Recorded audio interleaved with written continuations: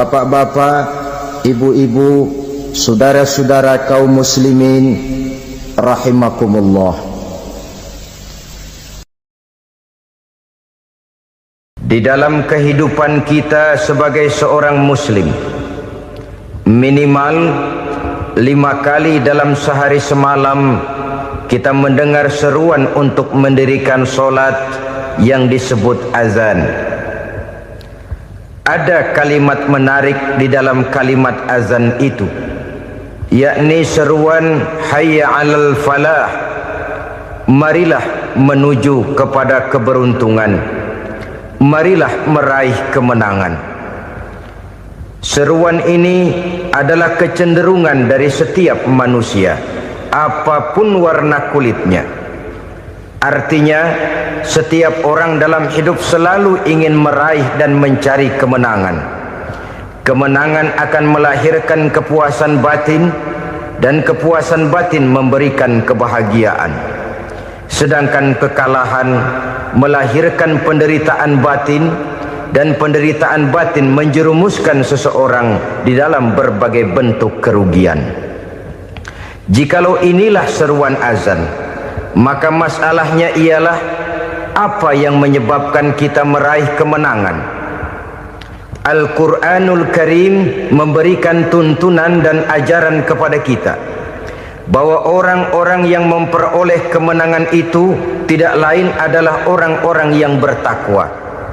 Hanyalah mereka yang bertakwa kepada Allah Subhanahu wa ta'ala pada akhirnya akan tampil sebagai pemenang.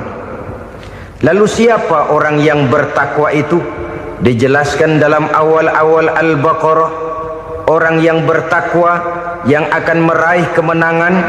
Pertama, allazina yu'minuna bil ghaib, yaitu orang-orang yang beriman kepada yang gaib, percaya bahwa ada alam yang gaib, alam yang abstrak, alam yang tidak bisa dijangkau oleh salah satu daripada panca indera kita. Mereka percaya dan beriman kepada adanya malaikat, beriman kepada adanya iblis dan jin, beriman kepada adanya alam kubur, beriman kepada adanya alam mahsyar, beriman kepada adanya alam akhirat, beriman kepada adanya surga dan neraka. Beriman bukan cuma sekedar beriman dalam ucapan bibir saja, tetapi beriman yang nilai iman itu mampu mewarnai gerak dan gaya hidupnya. Iman yang meresap sampai ke tulang sumsum, kemudian memberikan dampak positif di dalam kehidupan manusia. Alam, kita tahu, adalah sesuatu yang selain Allah, dan Allah bukanlah alam. Apapun namanya selain daripada Allah, itu adalah alam. Alam pada hakikatnya terbagi menjadi dua. Ada alam syahadah, alam nyata, alam konkret, alam yang bisa dijangkau oleh salah satu indera kita.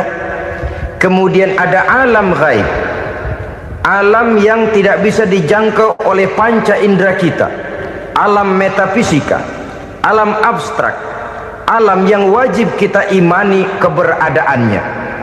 Kita percaya bahwa malaikat itu ada, kita percaya kepada jin, bahwa jin itu ada, kita percaya kepada adanya iblis dan setan.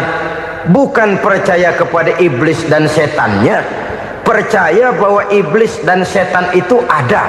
Itu termasuk salah satu daripada sifat orang yang bertakwa kepada Allah.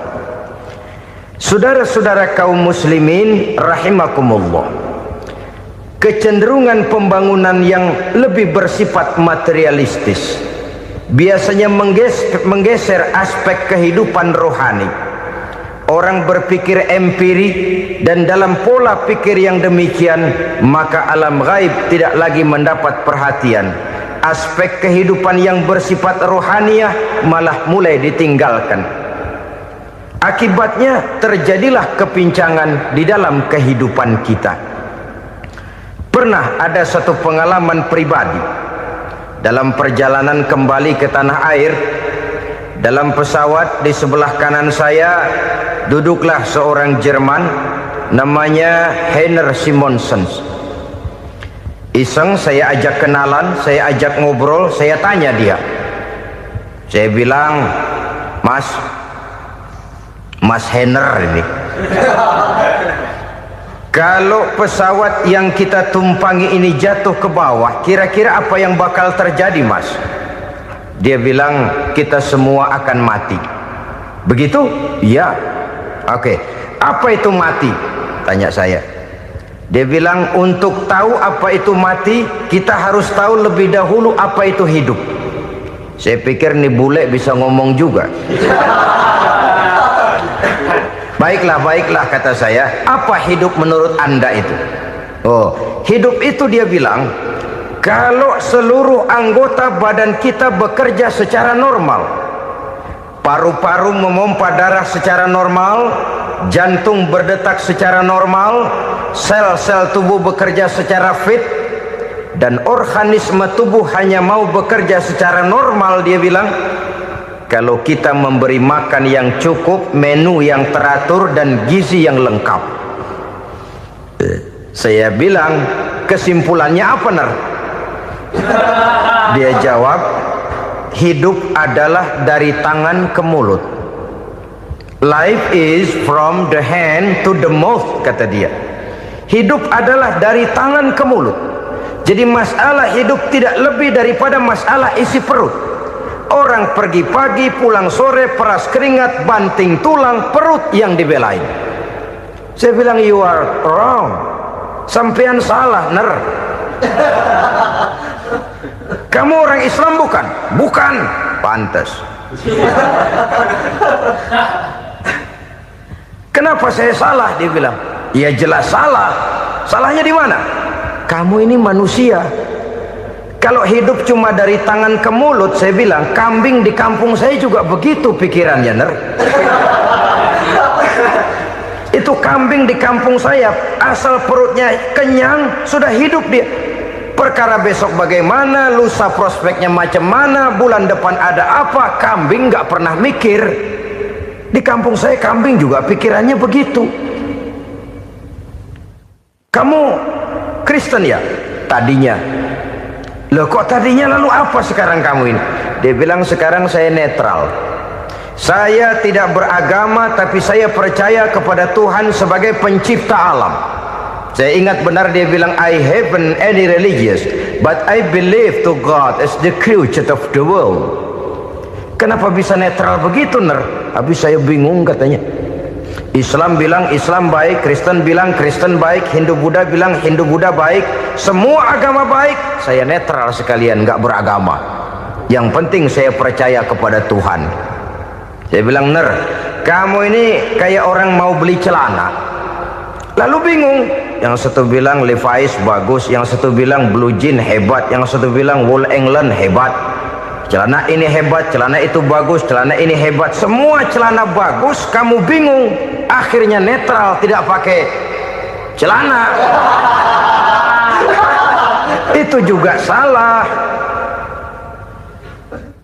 Saya pikir-pikir, kemudian saya melihat bahwa dua pola berpikir Heiner ini nampaknya sudah mulai menggejala di lingkungan masyarakat bangsa kita.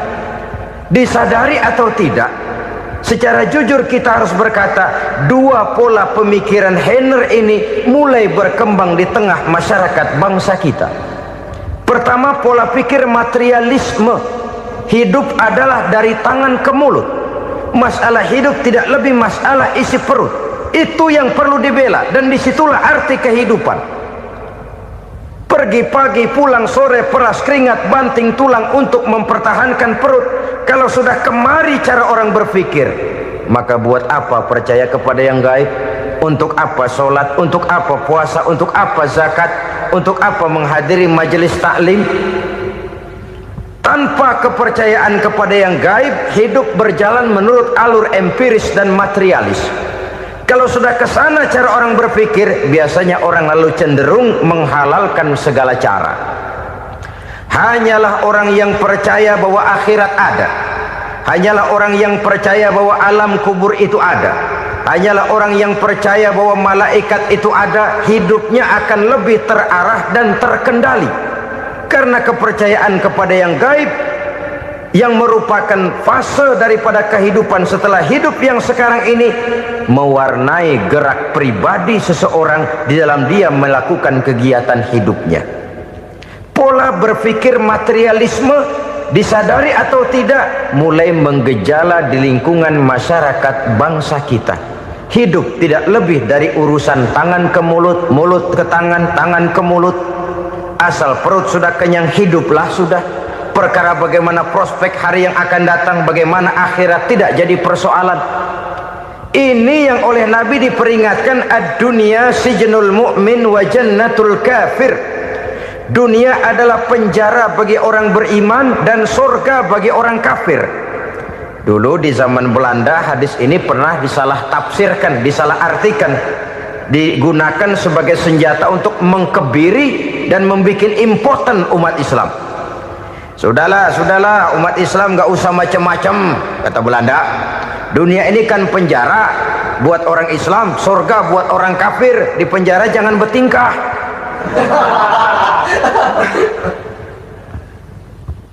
Pengertiannya tidak begitu. Dunia adalah penjara bagi orang mukmin. Artinya dalam kehidupan dunia seorang mukmin tidak bebas memperturutkan hawa nafsunya. Di penjara hawa nafsunya. Sebaliknya surga bagi orang-orang kafir. Buat orang kafir surgalah dunia ini. Mereka bebas memperturutkan hawa nafsunya, dilarang tidak terlarang, dicegah pun tidak tercegah. Mereka hidup menurut alur bisikan nafsu mereka sendiri. Kemudian bila ajal datang, maut merenggut nyawa, selesailah surganya sampai di situ. Maka bagi orang-orang yang tidak percaya kepada adanya akhirat, kepada adanya alam gaib, surganya sebatas umurnya. Sekali lagi, surganya sebatas umurnya. Bila umur selesai, ajal pun datang merenggut nyawa, selesailah sudah surganya sampai di situ. Alangkah pendeknya perjalanan orang-orang yang tidak percaya kepada alam gaib ini. Bagi kita mukmin, jikalau kita mampu memenjarakan hawa nafsu, kita bisa bahagia di dunia ini. Dan Islam memang tidak menyuruh kita sengsara di dunia. Raih dunia, kejar dunia, gapai dunia sebagai alat untuk mencapai kebahagiaan di akhirat nanti. Hidup adalah satu perjalanan panjang yang terbentang sejak kita terlahir dari alam rahim sampai kepada alam akhirat nanti. Andai kata kita gagal meraih kebahagiaan di dunia, toh kita masih punya akhirat. Tapi jangan jadi dalil yang melemahkan semangat. Biarin dah kita di dunia kebelangsak, yang penting akhirat. Akhirnya dunia benar-benar kebelangsak. Bagaimana dunia ini bisa kita raih, dan bagaimana meraih dunia untuk menunjang kepentingan akhirat nanti. Yang kedua, dari pikiran Heiner yang saya lihat menggejala di lingkungan masyarakat bangsa kita, timbulnya manusia-manusia netral. Seolah-olah Tuhan yes, agama no. Sama Tuhan percaya, agama ogah. Tuhan ngangguk, giliran agama godeng. Padahal hampir dalam setiap ayat dalam Quran, kata-kata amanu biasanya bergandeng dengan wa amilus sholihat, iman dan amal soleh. Ini sebagai isyarat Tuhan dan agama jangan pernah dipisah-pisah. Apabila kita bertuhan, maka kita harus beragama. Apabila kita beragama, maka agama itu harus bersumberkan dari Tuhan yang kita imani itu. Tidak mungkin kita pisah, Tuhan yes, agama no. Sama Tuhan percaya tapi agama bikin sendiri. Sembayangnya cukup bengong 2 jam madep ngulon.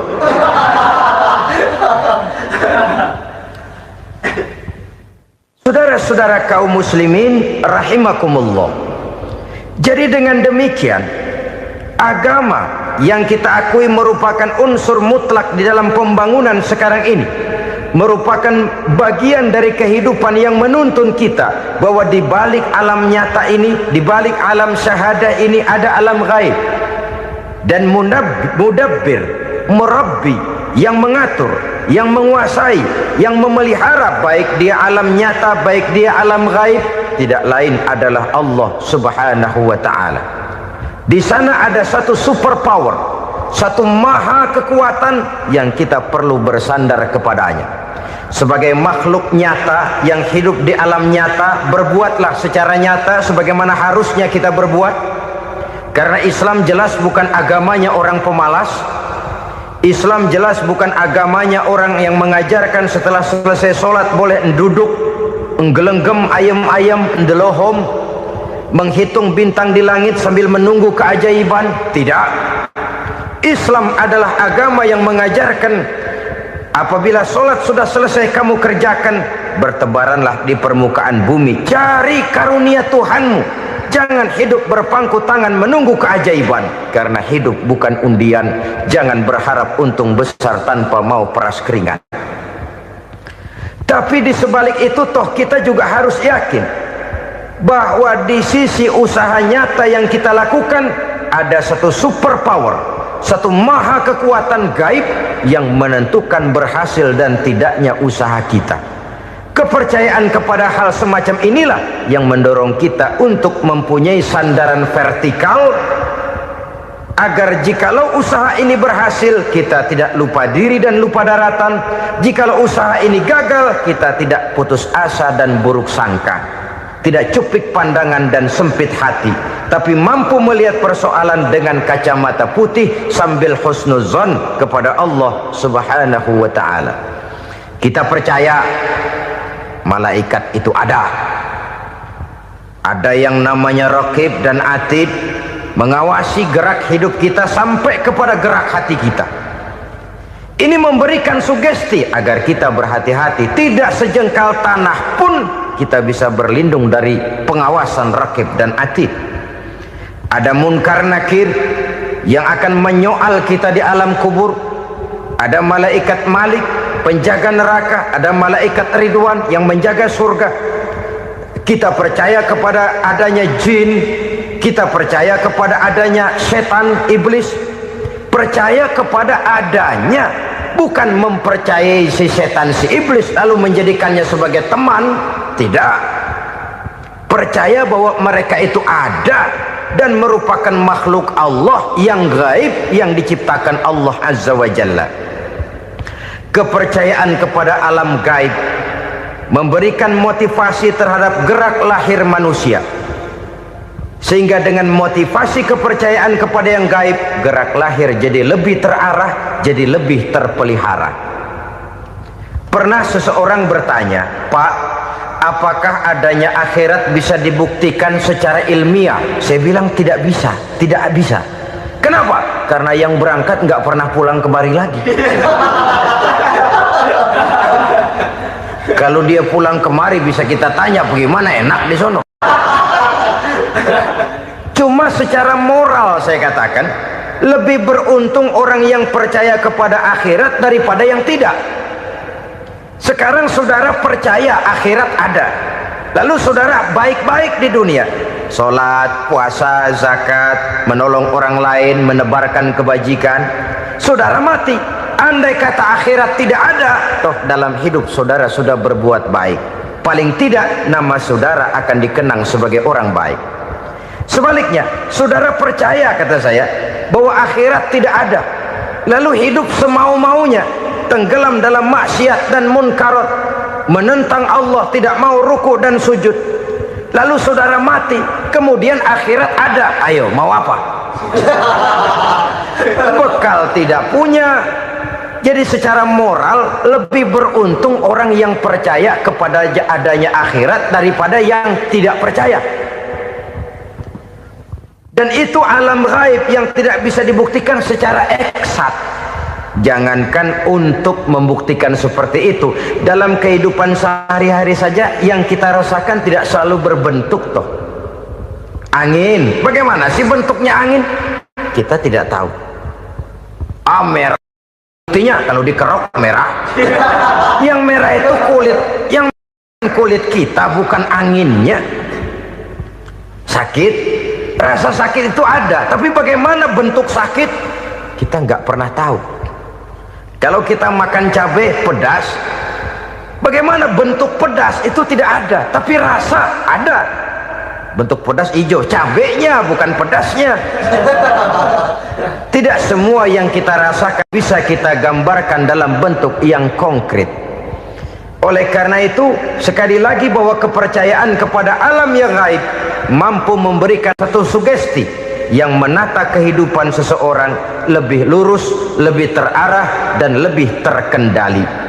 Maka wajar kalau kepercayaan kepada yang gaib mengantarkan seseorang untuk meraih kemenangan. Kenapa? Dia percaya kepada yang gaib, bahwa akhirat ada, bahwa alam kubur ada, bahwa pertanggungan jawab itu ada. Maka dia lalu tidak hidup saenae udele dewe, itu loh. Tidak hidup menurut seleranya sendiri, terarah, teratur. Ini cirinya yang pertama. Orang bertakwa yang akan meraih kemenangan, mereka beriman, mereka percaya kepada yang gaib. Bahkan hal-hal konkret saja selalu berangkat dari yang gaib. Saudara-saudara, para remaja, para pemuda sekarang ini tidak pernah tahu toh siapa yang akan jadi teman hidup saudara. Kita bisa saja ngerancang, mentargetkan, tapi toh akhirnya yang namanya jodoh bukan kekuasaan kita. Rezeki di luar kemampuan kita. Begitu juga ajal, maut, jodoh, ajal adalah contoh-contoh konkret bahwa pada akhirnya yang gaiblah yang menentukan. Bertahun-tahun ngelancong, emang jodoh seret nggak jadi.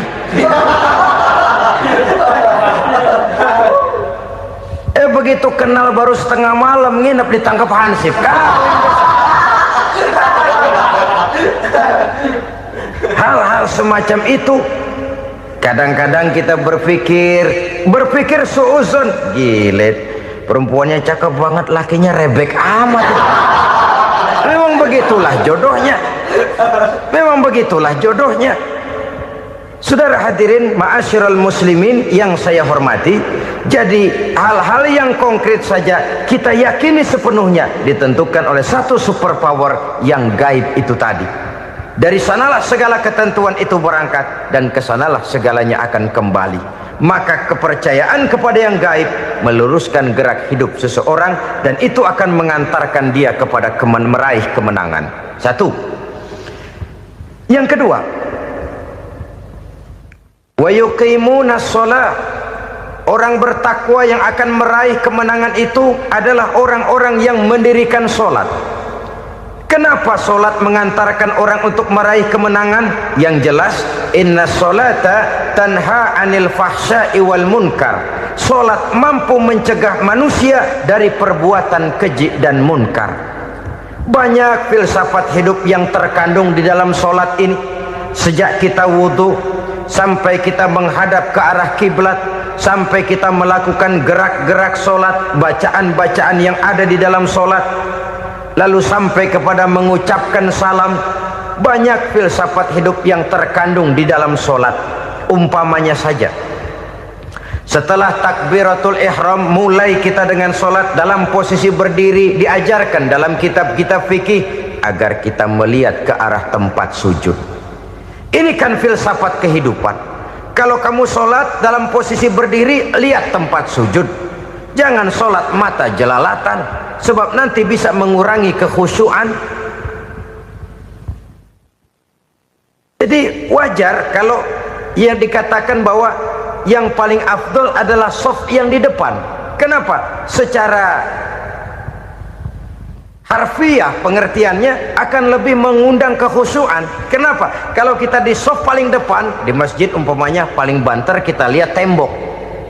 Tapi kalau kita shaf di tengah atau di belakang, orang-orang di depan kita pun akan kelihatan. Yang bajunya loreng, yang bajunya genggang, yang bajunya macam-macam.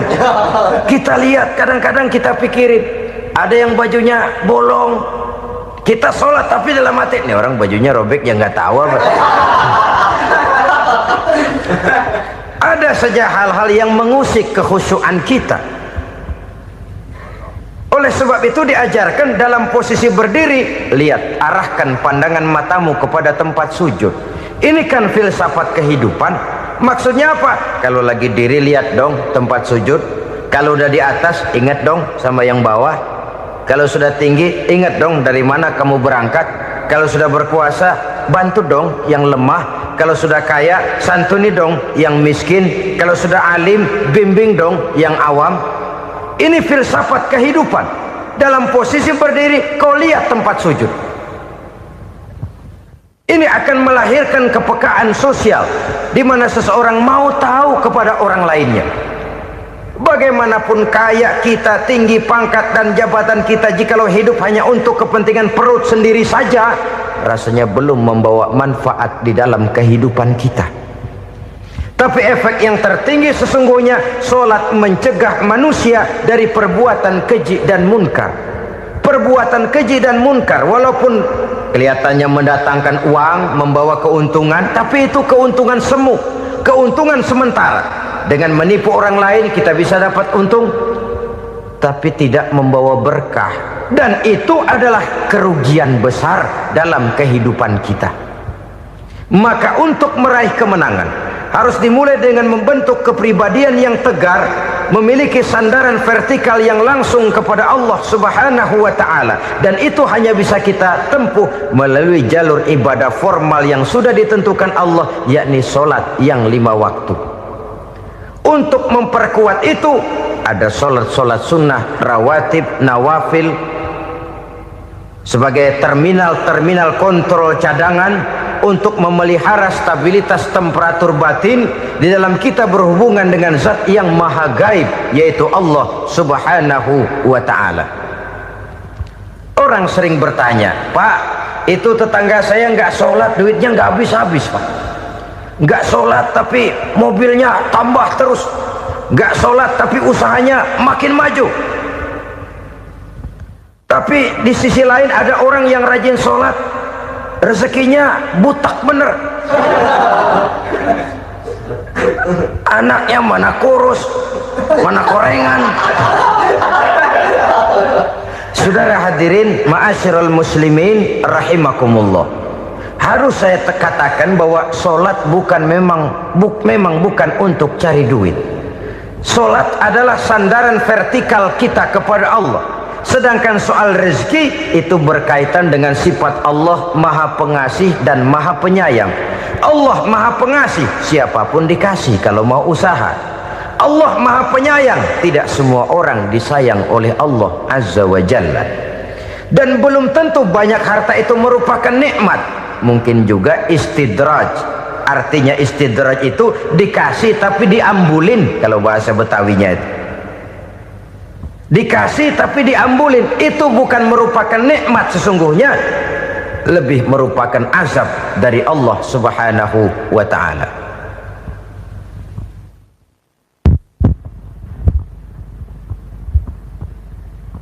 Agama mempunyai sistem solat, dan kita umat Islam telah dituntun oleh Allah Subhanahu wa ta'ala yang wajibnya 5 kali dalam sehari semalam mendirikan solat, dan itu tentu berada dalam jangkauan kemampuan manusia.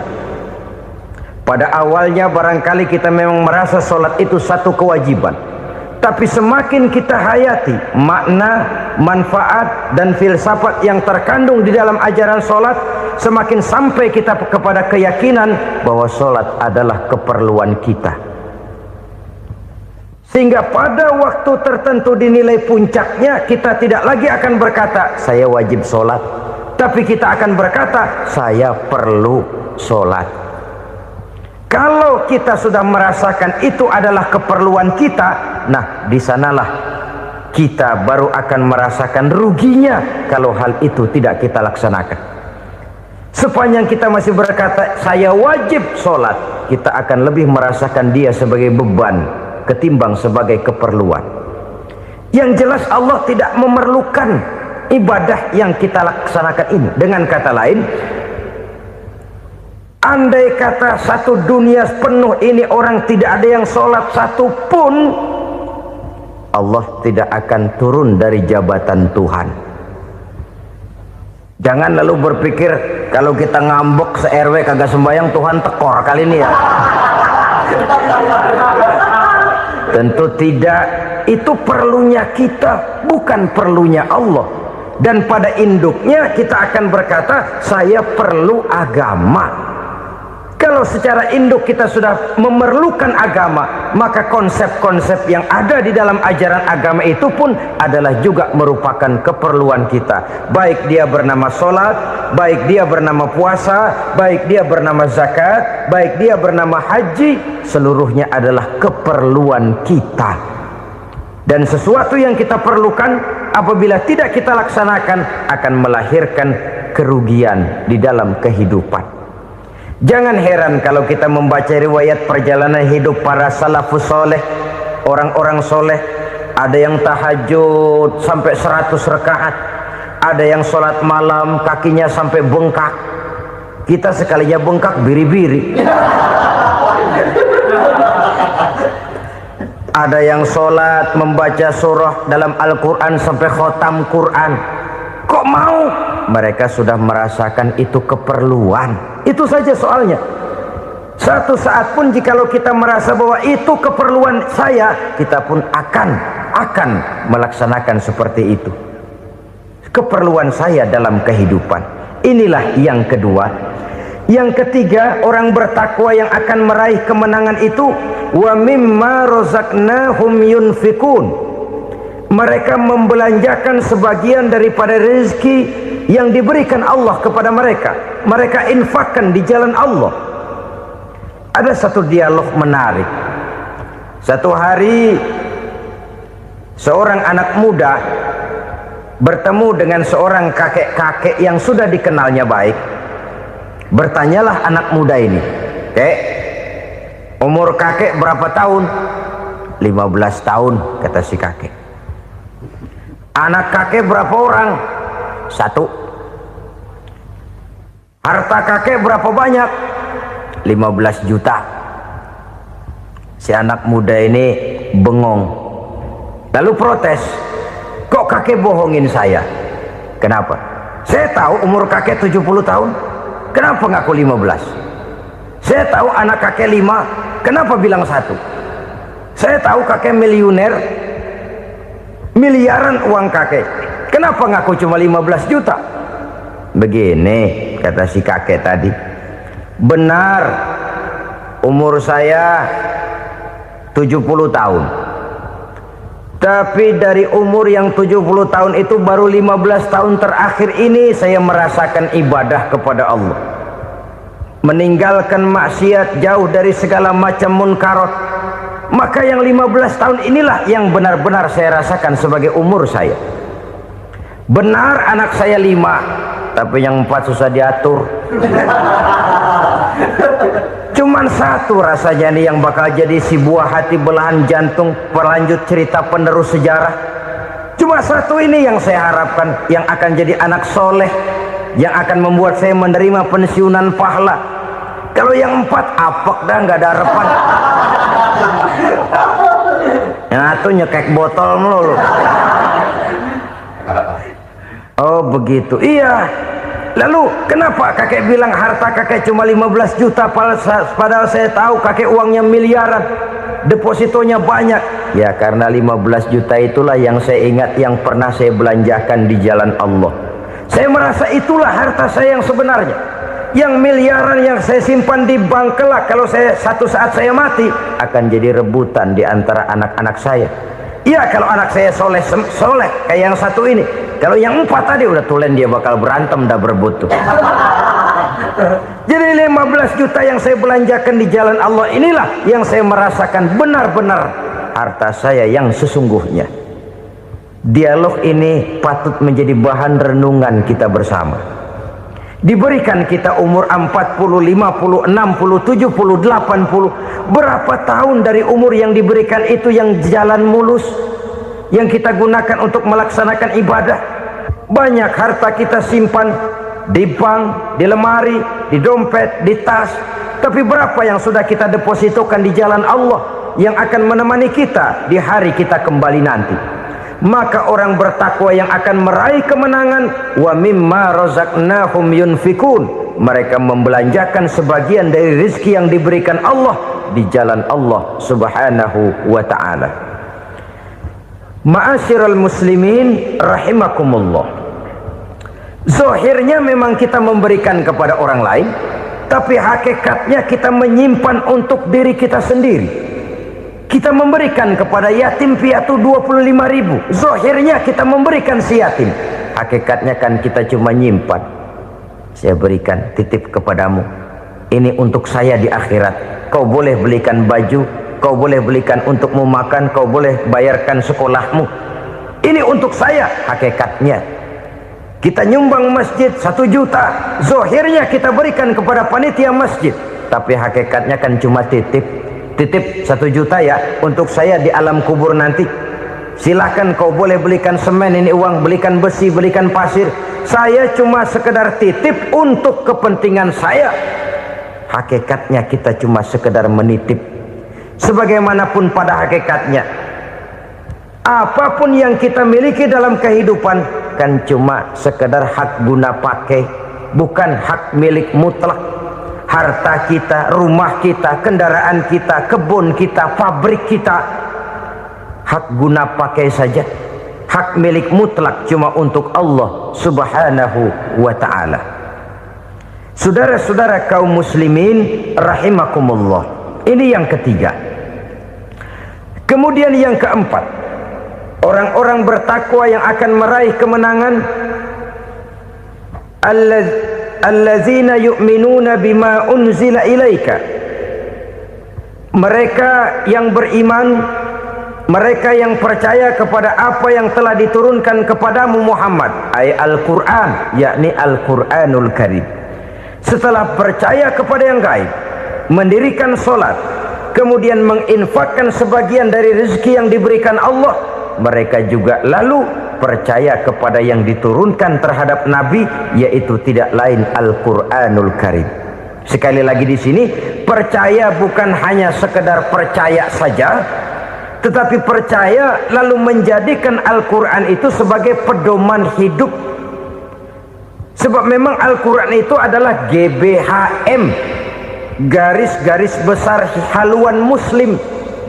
Apa yang harus kita lakukan, apa yang harus tidak kita lakukan, bagaimana mestinya kita bertingkah laku dan berbuat, seluruhnya tercantum di dalam Al-Quranul Karim. Itu sebabnya ketika satu hari Aisyah ditanya bagaimana akhlak Rasul, beliau menjawab, kana Rasulullah sallallahu alaihi wasallam khuluquhul Quran. Akhlak daripada Rasulullah tidak lain adalah Al-Quran. Jawaban simpel ini memberikan gambaran bahwa keseluruhan daripada konsepsi Quran sudah diterjemahkan dalam kehidupan Rasulullah sallallahu alaihi wasallam. Karena kita tahu akhlak adalah keseluruhan dari gerak hidup manusia, sejak ia berpribadi, berumah tangga, bertetangga, bermasyarakat, sampai kepada berbangsa dan bernegara. Al-Quran tetap memberikan sentuhan nilainya. Oleh karenanya, orang-orang yang bertakwa adalah orang-orang yang menjadikan Al-Quran sebagai pedoman dalam kehidupannya. Dan kita yakini Al-Quran diturunkan kepada Nabi Muhammad bukan merupakan produk Nabi Muhammad. Isi dan redaksinya langsung dari Allah subhanahu wa ta'ala. Kemudian cirinya yang kelima, orang bertakwa yang akan meraih kemenangan itu, wa ma unzila min qablika, tidak hanya sekedar percaya kepada yang diturunkan terhadap Nabi Muhammad yaitu Al-Quran, mereka juga percaya kepada apa yang pernah diturunkan kepada para nabi, kepada para rasul sebelum Nabi Muhammad.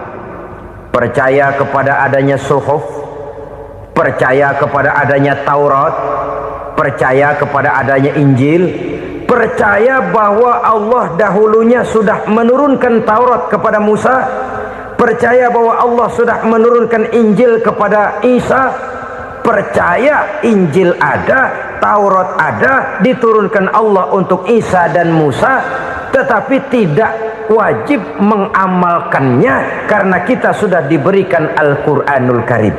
Ini yang perlu saya garis bawahi. Kita percaya Allah telah menurunkan Injil dahulu kepada Isa. Kita percaya bahwa Allah telah menurunkan Taurat dahulunya kepada Nabi Musa. Kadang-kadang ini dijadikan dalih, dikacaukan pengertiannya. Quran saja mengajarkan bahwa orang yang bertakwa harus percaya kepada Injil, maka pakailah Injil. Apalagi kalau ayat sebelumnya ditilap, dihapus, dihilangkan, Injilnya yang ditekankan, maka akan terjadilah penekanan yang salah arah. Karena salah arah akhirnya bisa merusak dan menghancurkan akidah. Ketika Rasul suatu saat pernah ditanya orang, "Ya Rasul, bagaimana sikap kita sebagai muslim terhadap Injil yang ada sekarang?" Beliau menjawab, "La tukadzibuhu jami'an wa la tusaddiquhu jami'an." Jangan didustakan seluruhnya, jangan juga dibenarkan semuanya. Artinya, ini sudah merupakan gambaran dari Rasul bahwa dalam Injil yang ada sekarang masih ada ajaran-ajaran tauhid yang dibawa oleh Nabi Isa dan diajarkan kepada umatnya.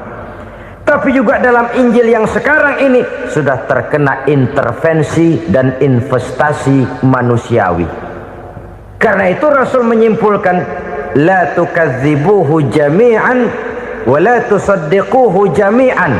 Jangan didustakan semua, jangan dibenarkan seluruhnya. Kita memang percaya Allah telah menurunkan Injil kepada Nabi Isa dulu, tapi kita tidak wajib mengamalkan Injil. Kita percaya Allah telah menurunkan Taurat kepada Nabi Musa, tapi kita tidak wajib mengamalkan kitab ajaran Taurat. Yang wajib kita percayai dan kita amalkan hanyalah Al-Quranul Karim. Kenapa? Oleh karena baik yang ada di dalam Taurat, baik yang ada di dalam Injil, tentu tercakup di dalam Al-Quran sebagai kitab terakhir yang diturunkan oleh Allah Subhanahu wa Ta'ala. Dan itu wajar. Kalau seorang pejabat mau mengeluarkan satu keputusan baru, tentu dia harus meninjau keputusan-keputusan lama. Andai kata dianggap tidak berlaku, dianggap tidak relevan lagi, maka keputusan-keputusan lama itu tentu sudah dianggap tidak berlaku. Sebagian daripada aturan-aturan dalam keputusan lama yang masih dianggap relevan tercantum dalam keputusan baru yang wajib diamalkan. Begitulah hubungannya antara Al-Quran, Taurat, Zabur, dan Injil. 4 kitab samawi yang diturunkan Allah masing-masing kepada Zabur untuk Nabi Daud, Taurat untuk Nabi Musa, dan Injil untuk Nabi Isa alaihi wassalatu wassalam. Ketiga-tiga kitab itu kita percayai adanya. Kita yakini Allah telah menurunkan Zabur, Taurat, dan Injil, tapi kita tidak wajib mengamalkannya. Yang wajib kita mengamalkannya sekarang ini tidak lain hanyalah Al-Quranul Karim saja, karena ia mencakup apa yang ada di dalam Zabur, apa yang ada di dalam Taurat, dan apa yang ada di dalam Injil. Keotentikannya bisa dipertanggungjawabkan. Ya, tapi kan Nabi Muhammad sudah mati 14 abad yang lalu, dan di zaman beliau Al-Quran kan belum dikodifikasikan, belum ditulis. Bagaimana keotentikannya bisa dipertanggungjawabkan? Mudah saja. Allah berjanji, "Inna nahnu nazzalna dzikra wa inna lahu lahafizun." Kami yang menurunkan Al-Quran dan kami yang akan menjaga dan memeliharanya. Allah turunkan Quran, Allah menjaganya. Bagaimana cara Allah menjaga Al-Quran itu? Banyaknya orang-orang yang hafaz Al-Quran. Hafaz Al-Quran 30 juz, 114 surah, 6.666 ayat. Sehingga jangankan satu kata, jangankan satu ayat, satu kalimat saja berubah sudah akan timbul reaksi dan mudah dimengerti. Kenapa? Banyak orang-orang yang hafaz Al-Quran. Sedangkan pada setiap akhir tahun biasanya malaikat Jibril selalu mengadakan checking terhadap ayat-ayat yang diturunkan pada waktu itu. Di zaman Nabi sendiri sudah ada usaha kodifikasi. Dan yang lebih luar biasa lagi, sampai hari ini tidak seorang pun mampu membuat satu ayat saja semacam Al-Quran. Ke bahasa manapun dia diterjemahkan, naskah aslinya tetap ikut, rujukan dasarnya tetap ada. Berdasarkan itu, maka tidak mungkin terjadi penyelewengan terhadap atau pemalsuan terhadap ayat-ayat Al-Quranul Karim. Kesuciannya, keotentikannya, kemurniannya bisa dipertanggungjawabkan. Ma'asyiral muslimin rahimakumullah. Oleh karenanya, konsepsi dasar daripada ajaran Islam ini memang tidak lain adalah Al-Quran dan Sunnah. Isi daripada agama Islam yang merupakan iman, Islam dan ihsan, konsepsi dasarnya tidak lain adalah Al-Quran dan Sunnah Rasulullah Sallallahu Alaihi Wasallam. Maka yang kita perlukan sekarang ini adalah terjemahan Al-Quran di dalam kehidupan kita. Dengan demikian, maka gaya kehidupan yang lebih Qurani itulah yang kita dambakan. Kita perlu memang terjemahan Quran dalam bahasa Inggris, dalam bahasa Belanda, dalam bahasa Jepang, tapi yang lebih kita perlukan adalah terjemahan Quran di dalam kehidupan kita. Konsekuen, tidak memanipulasi, ringan sama kita jinjing, berat sama kita pikul. Jangan kalau lempengan ayat Quran tuh kira-kira enak diamalin, keras teriakan kita. Giliran kira-kira ayat Quran itu mukul kepala kita sendiri, diam kita. Itu ciri yang pernah disindir Allah dalam awal-awal Baqarah juga. Ciri beragamanya orang yang munafik. Kullama adha'a lahum masyawfi, kata Allah. Wa iza azlama alaihim qamu. Apabila terang mereka jalan, apabila gelap mereka berhenti. Artinya, kalau kira-kira di Islam nguntungin, rame-rame pada teriak Islam. Tapi ketika diminta untuk berjuang, ketika dituntut untuk berkorban, rame-rame mengundurkan diri. Nasib agama tidak ubahnya seperti daun pisang yang dikait orang di tepi jalan lantaran tak berpayung di ketika hari hujan. Manakala hujan usailah sudah, daun itu pun dicampakkan di tepi jalan, diinjak pula orang nan lalu. Artinya, orang menjadikan agama cuma sebagai lipstick, decoration only, tidak konsekuen. Hanya pada saat-saat kelihatannya Islam membawa keuntungan, rame-rame orang teriak-teriak tentang Islam. Tapi jikalau diminta berjuang, jikalau dituntut untuk berkorban, biasanya rame-rame juga mengundurkan diri. Jangan heran kalau mayoritas hitungan kita, tapi minoritas peranan kita.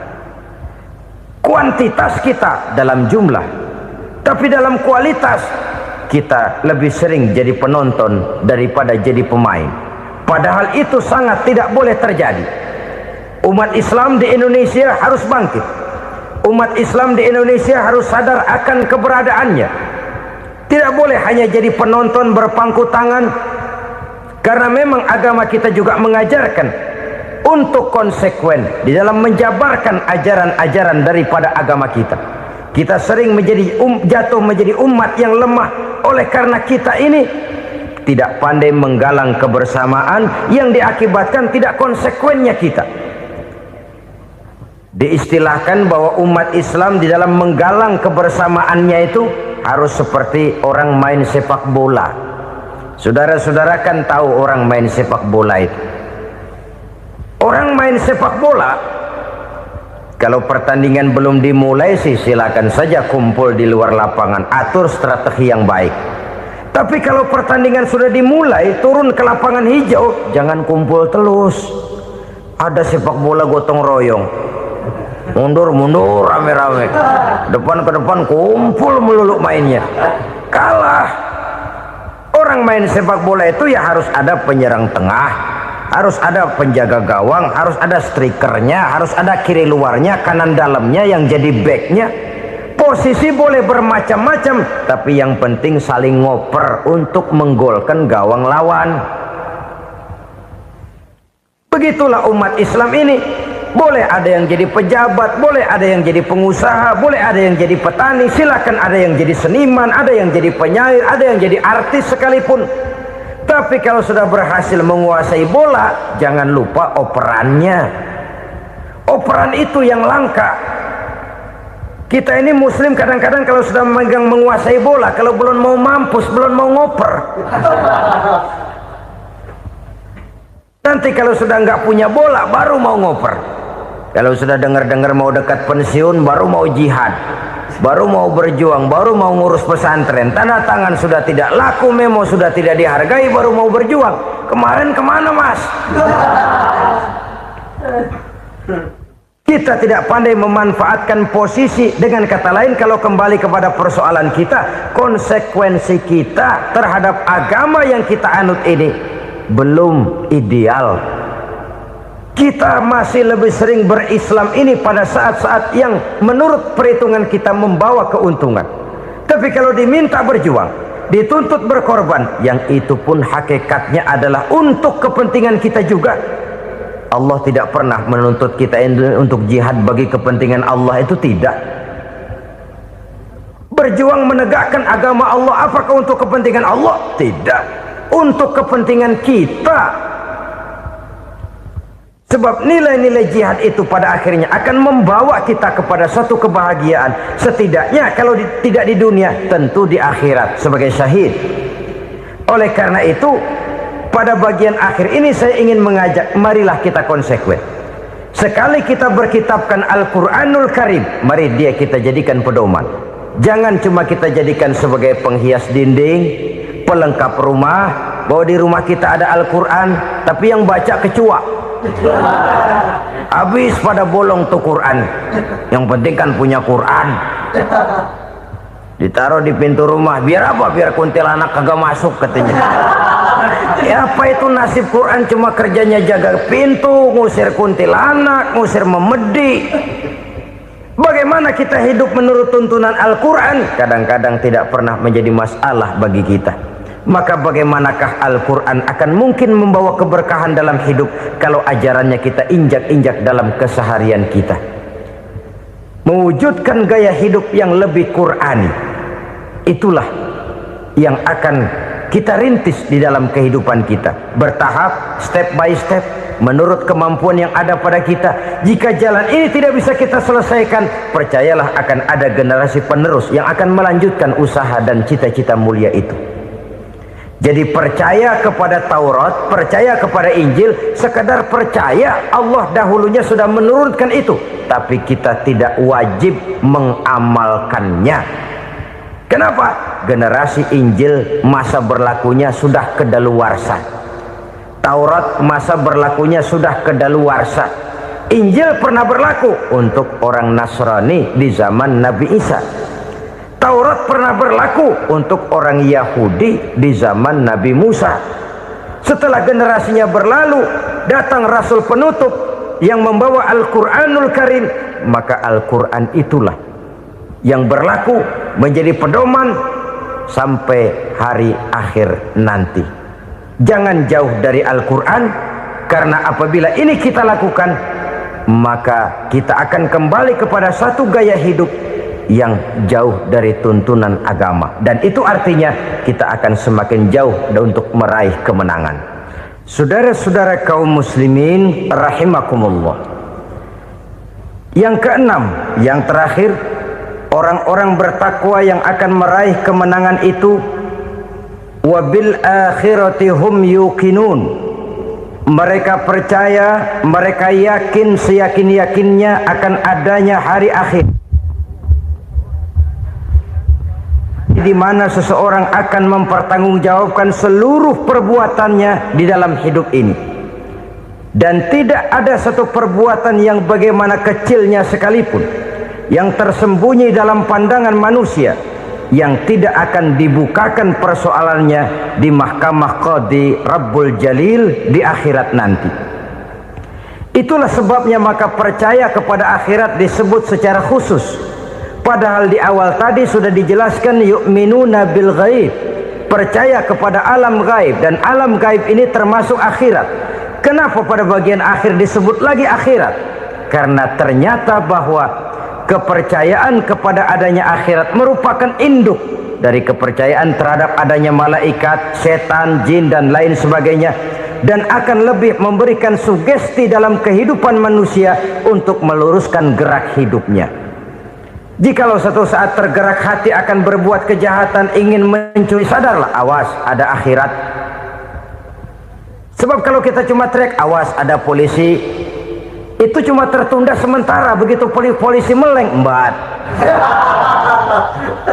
Kalau kita ingin berbuat jahat cuma berteriak awas ada hansip, cuma sementara ketika hansip itu ada. Tapi kalau ceritanya awas ada akhirat, mau menyeleweng awas ada akhirat, mau berjudi awas ada akhirat, mau mencuri awas ada akhirat. Keyakinan yang akan meluruskan gerak hidup manusia sehingga gerak itu jadi lebih terarah dan terkontrol, tidak merugikan baik diri sendiri, lebih-lebih orang lain. Ternyata bahwa kepercayaan kepadanya adanya hari akhirat sanggup menjadi sumber daya kontrol dari kehidupan manusia, sehingga ia tidak terjebak dalam perbuatan maksiat dan munkarat. Saudara-saudara kaum muslimin, inilah saja yang kita bicarakan pada pertemuan kali ini. Semoga Allah subhanahu wa ta'ala memberikan kekuatan zahir dan batin kepada kita untuk dapat meraih kemenangan dengan beriman kepada yang gaib, mendirikan solat, membelanjakan sebagian dari rezeki yang diberikan Allah, percaya kepada Al-Quran, beriman kepada kitab-kitab yang diturunkan sebelum Al-Quran, lalu meyakini adanya hari akhirat. Terima kasih.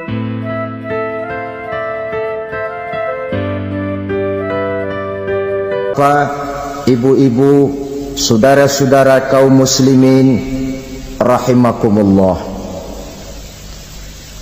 kita menyaksikan peristiwa-peristiwa yang memilukan dan memalukan.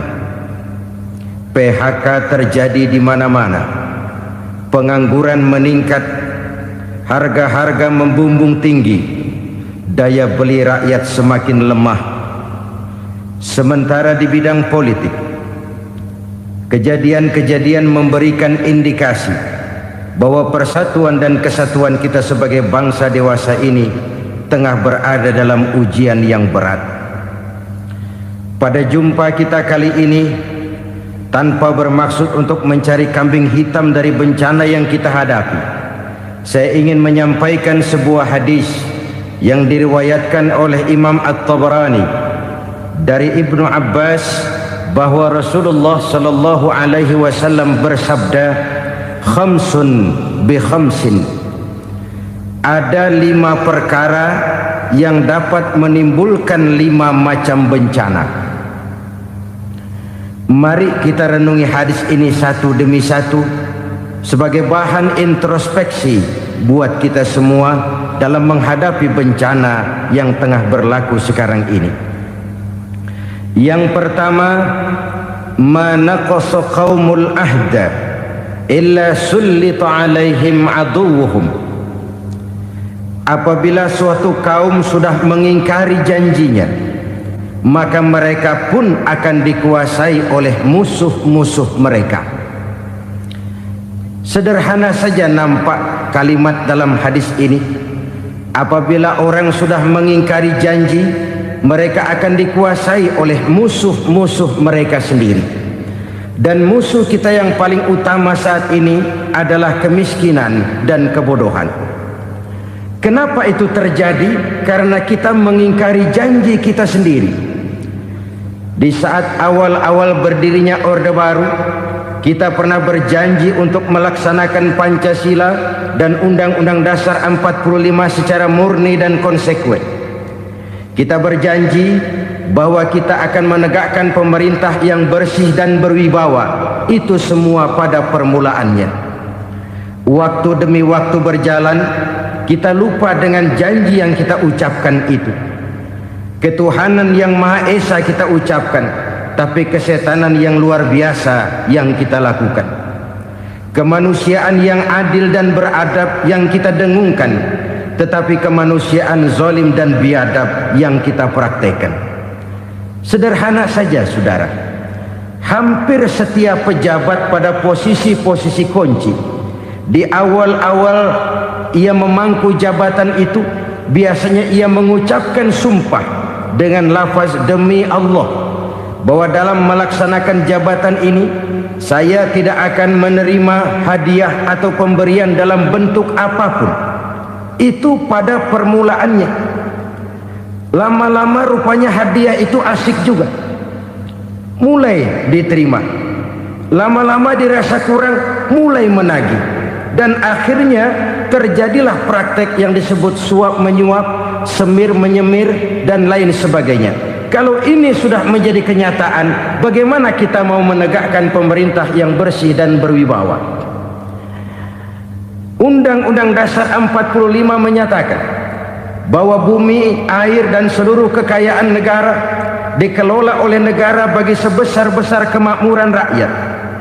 Yang terjadi adalah bahwa kita merasa mewakili rakyat untuk menikmati harta dan kekayaan negara, sehingga rakyat banyak tidak bisa ikut menikmatinya. Menumpuklah harta itu sehingga terjadilah pepatah, gunung ditimbun, sumur digali. Yang kaya semakin kaya, yang miskin semakin terpuruk. Kita ingkar dengan janji yang kita ucapkan di awal-awal kita bergerak. Kita ingkar dengan janji pada saat kita mengatakannya dengan menyebut nama Allah, dengan mempertaruhkan nama Tuhan. Sehingga pada akhirnya jabatan pun mengalami tender. Sudah menjadi rahasia umum.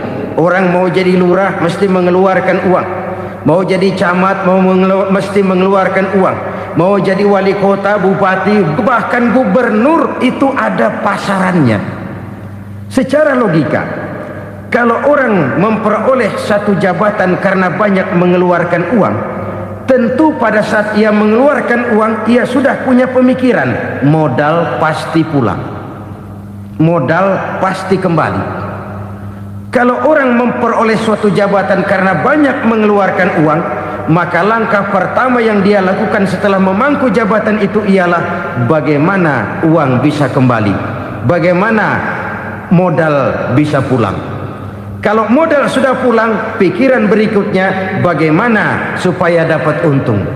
Lalu kapan mau bekerja untuk kepentingan rakyat? Itu nomor 18. Kemudian kalau ada proyek-proyek besar, pertanyaannya ialah bukan apakah proyek ini bermanfaat bagi rakyat, apakah proyek ini layak untuk diteruskan, tetapi yang jadi pertanyaan paling utama ialah bagian saya berapa duit dari proyek ini. Kita bisa lihat proyek, mega proyek lahan 1 juta hektar di Kalimantan Tengah, triliunan rupiah, dan proyek itu gagal. SD Impres bulan ini diresmikan, bulan depan retak. Jembatan-jembatan bulan ini gunting pita, bulan depan runtuh. Kita ingkar dengan janji. Kita berkata kita bekerja untuk kepentingan rakyat, tapi kita tidak pernah mengenal rakyat itu. Apabila suatu kaum sudah mulai mengingkari janji, maka mereka akan dikuasai oleh musuh-musuh mereka. Akibatnya tersusunlah barisan-barisan sakit hati yang makin lama makin menjadi bola salju, menggelinding membesar, dan kemudian terjadilah hal-hal yang tidak kita inginkan lagi. Apabila suatu kaum sudah mengingkari janji, maka mereka akan dikuasai oleh musuh-musuh mereka. Ini penyebab bencana yang pertama. Kita tidak konsekuen. Tadinya kita dengan lantang teriak-teriak berantas korupsi, ganyang korupsi. Pada waktu kita belum mendapat kesempatan. Setelah kita naik punya kesempatan, rupanya korupsi enak juga dirasa. Terjadi pergeseran nilai, orang luntur, kehilangan idealisme awal. Lalu untuk menghibur diri, menutup kesalahan, kita gunakanlah pepatah bahwa tidak ada gading yang tak retak, bahwa kita harus mikul dhuwur mendem jero. Itu semua cuma sebagai dalih agar kesalahan kita tidak dibicarakan orang lain. Padahal kita sendiri yang mengingkari janji.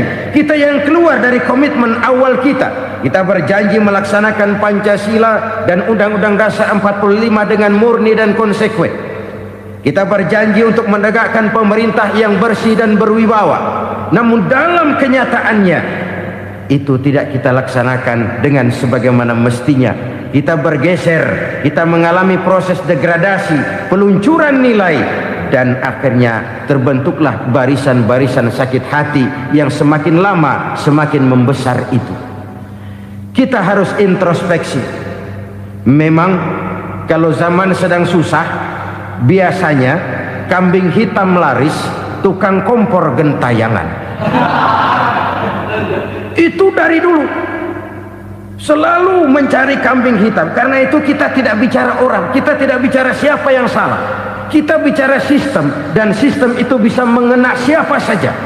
Kalau orang sudah mulai mengingkari janji, bergeser dari komitmen awal, itu sudah mulai ia mengalami proses peluncuran, proses degradasi.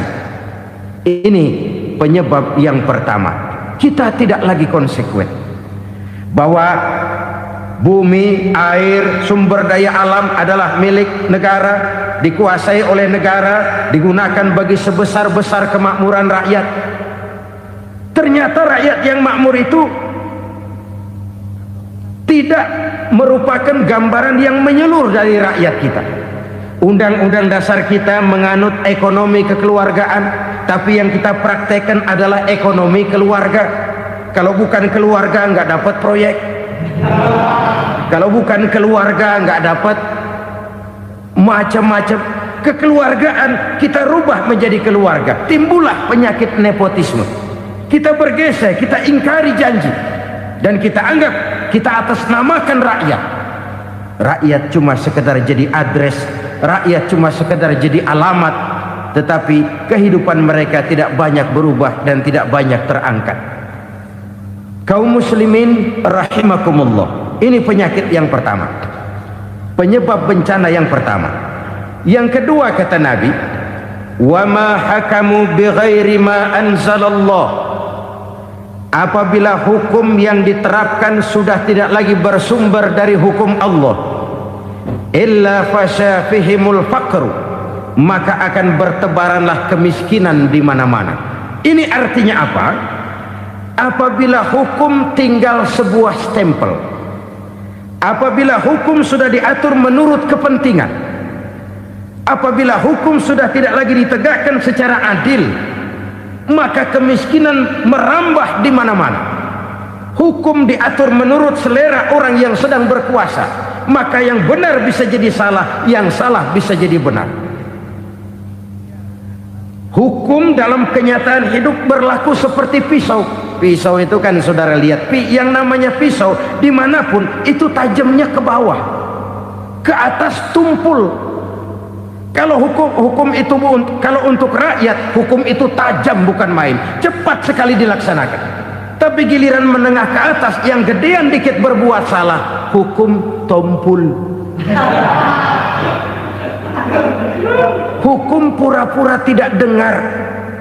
Akibatnya terluka rasa keadilan rakyat. Satu kasus rakyat diam, dua kasus rakyat diam, tiga kasus rakyat diam, kasus terakumulasi di hati rakyat. Luka rasa keadilan, dan itu menjadi sumber bencana. Penjarahan, kita tidak setuju itu, tapi kita harus melihat kausalnya. Itu kan tidak berdiri sendiri. Itu kan karena terlukanya rasa keadilan rakyat, melihat kesempatan ini tidak merata. Kalau rakyat ini yang ngajukan kredit ke bank, walaupun jumlahnya cuma jutaan, ratusan ribu, susahnya 17 setan. Tapi ada orang-orang tertentu yang agunannya palsu, jaminannya palsu, bawa kata belece, bukan cuma miliaran, triliunan kredit bisa keluar. Terluka rasa keadilan, hilangnya kesempatan. Rakyat cuma dapat kesempitan, jarang dapat kesempatan. Dari lukanya rasa keadilan ini. Memang ya entah lipstick, entah basa-basi, dibentuklah tim ini, dibentuklah badan pengawas ini, dibentuklah tim ini. Kalau membentur tahu, hancur tahu. Tapi kalau tim yang dibentuk membentur karang, bukan karangnya yang hancur biasanya, timnya yang bubar. Kenapa? Yang dibentur batu karang yang sangat keras. Kita main-main dengan hukum, kita tidak konsekuen dengan hukum. Luka rasa keadilan, dan itu terakumulasi. Edi Tamsil, rakyat tahu, terakumulasi, menguap begitu saja. Kasus-kasus lain rakyat tahu, menguap begitu saja. Ketidakadilan terakumulasi, mengendap di hati rakyat, menunggu ledakan. Pada saat sumbu meledak, rakyat tidak bisa dibendung lagi. Oke, kita tidak setuju dengan penjarahan, tapi jangan melihat itu sebagai peristiwa yang berdiri sendiri. Kenapa itu terjadi? Kausalnya kenapa? Oke, kita tidak setuju memang, tapi yang dijarah oleh rakyat kan memang cuma untuk perut. Yang dijarahkan beras, yang dijarahkan televisi, yang dijarahkan kulkas yang masih bisa dihitung, yang memang real untuk kebutuhan rakyat. Penjara-penjara berdasi kepala botak yang menguras uang rakyat habis-habisan, enak saja melenggang dalam kehidupan ini. Makin terluka rasa keadilan rakyat. Apabila hukum yang diterapkan sudah menyimpang dari keadilan yang diajarkan Allah, fasyafihimul fakru, bertebaranlah kemiskinan. Aneh, memalukan, memilukan. Sebuah negara agraris yang katanya pulaunya hijau royo-royo, gemari palau jenawi toto tentem kertora harjo, yang tahun 93 pernah mendapat penghargaan dari FAO, Badan Pangan Sedunia, sebagai negara yang berhasil dalam swasembada pangan. Sekarang ini kita terpaksa betul beli beras dari Vietnam, beli beras ke Kamboja, beli kedelai dari Kamboja. Kenapa? Lahan sawah kita habis ditanami pabrik. Teknologi kita, teknologi loncatan yang non-applied, tidak terpakai oleh kita. Lantas lahan yang tidak bisa kita tanami, kita paksakan lahan-lahan gambut menjadi tanah pertanian yang subur dengan biaya triliunan, dan kita gagal. Kita cari jarum dan kapak hilang. Kita mau jadi negara industri dengan loncatan teknologi yang maju, kita lupakan pola pijak kita sebagai negara agraris, dan akhirnya kita kecolongan. Lihatlah dewasa ini, rakyat kita antri sembako di mana-mana. Di sebuah negara agraris, ketidakadilan melahirkan kemiskinan. Kemiskinan moral dan kemiskinan material. Kemiskinan moral, rakyat nggak percaya lagi sama pejabat. Rakyat mengalami krisis figur. Orang, alah lu ngomong dah sama ember.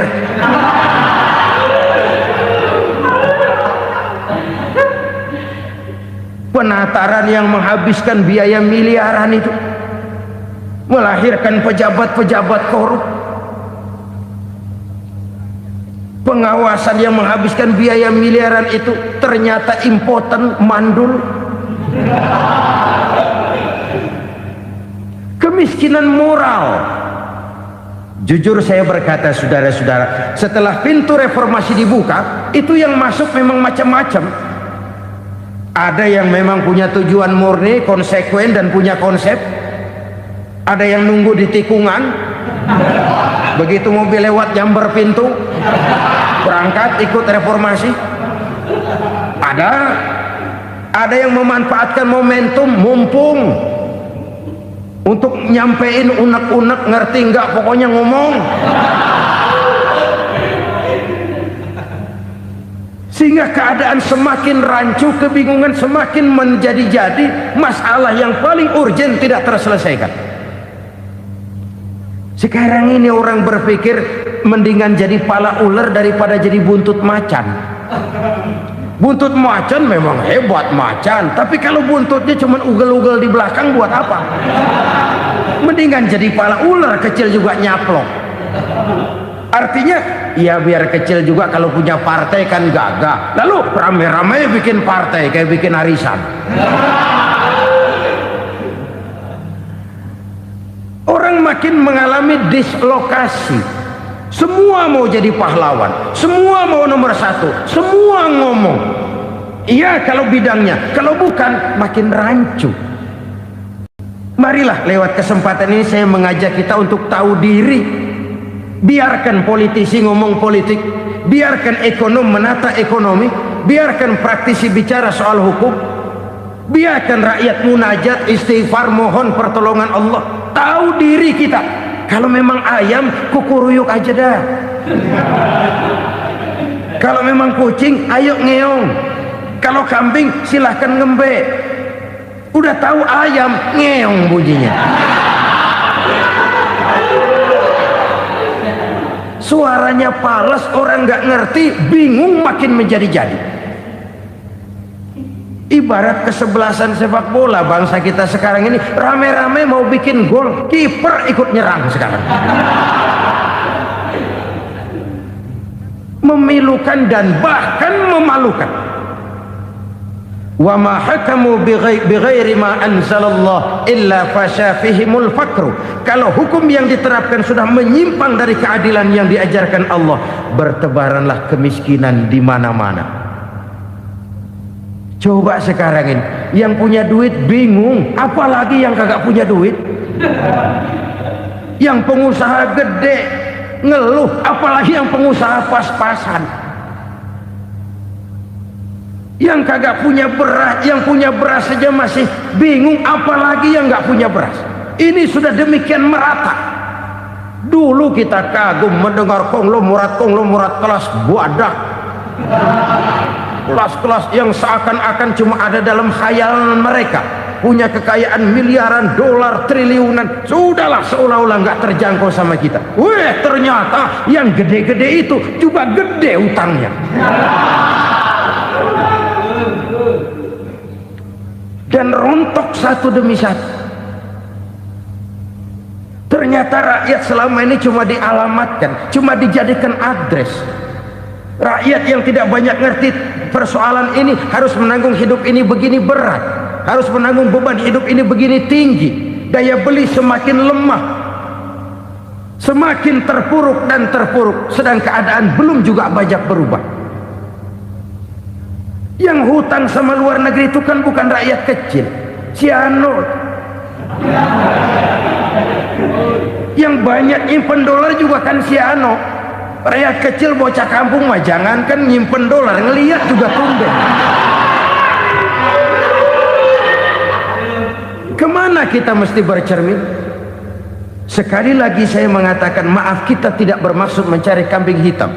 Karena itu kita tidak bicara orang, kita bicara sistem, kita bicara keadaan. Beginilah yang dikatakan Nabi, penyebab timbulnya bencana, hukum yang ditegakkan tidak lagi berorientasi kepada keadilan, tapi berorientasi kepada kepentingan.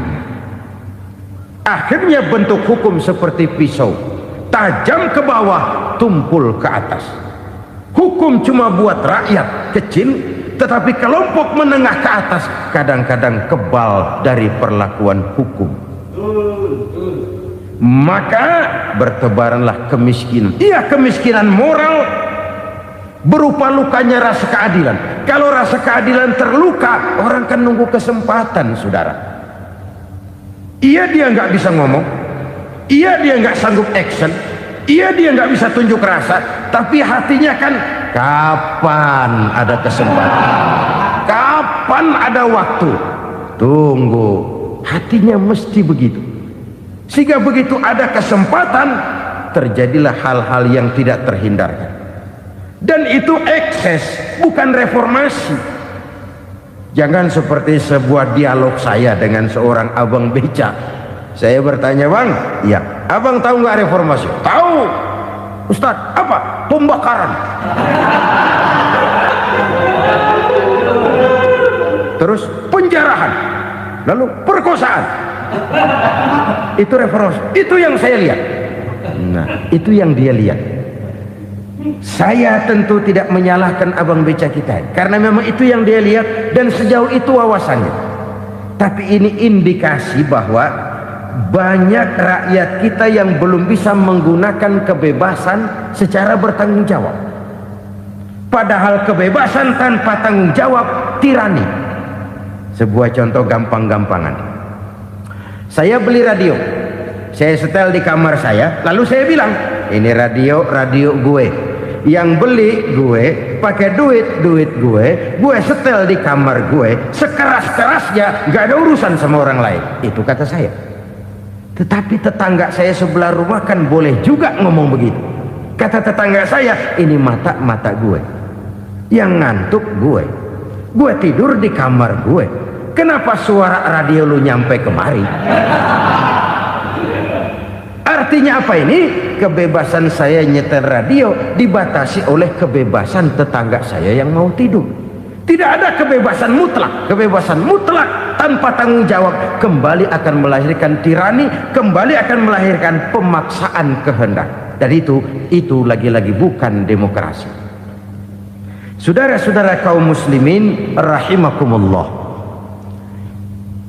ini penyakit yang kedua, lukanya rasa keadilan, terutama di kalangan rakyat kecil. Itu mengendap menjadi akumulasi dan menunggu giliran kapan bisa dimuntahkan. Dengan kata lain, rakyatnya udah banyak banget makan yang perutnya jadi enak, nyelam. Kapan nunggu muntahnya? Udah begini banyak akumulasi yang mereka pendam di perut ini, sehingga ketika terjadi kesempatan itu sudah tidak terkendalikan lagi. Kita out of control. Saya tidak mentolerir sikap-sikap kekerasan. Bahkan saya lebih cenderung bahwa kalau di rumah kita banyak tikusnya saja racuni, jangan rumah dibakar. Bahwa ada korupsi, iya. Ada kolusi, memang. Ada nepotisme, tentu. Tetapi tikusnya saja racuni, jangan rumah dibakar. Masa mau ngusir tikus bakar rumah? Tikusnya lari, tikusnya selamat, rumahnya ewes-ewes.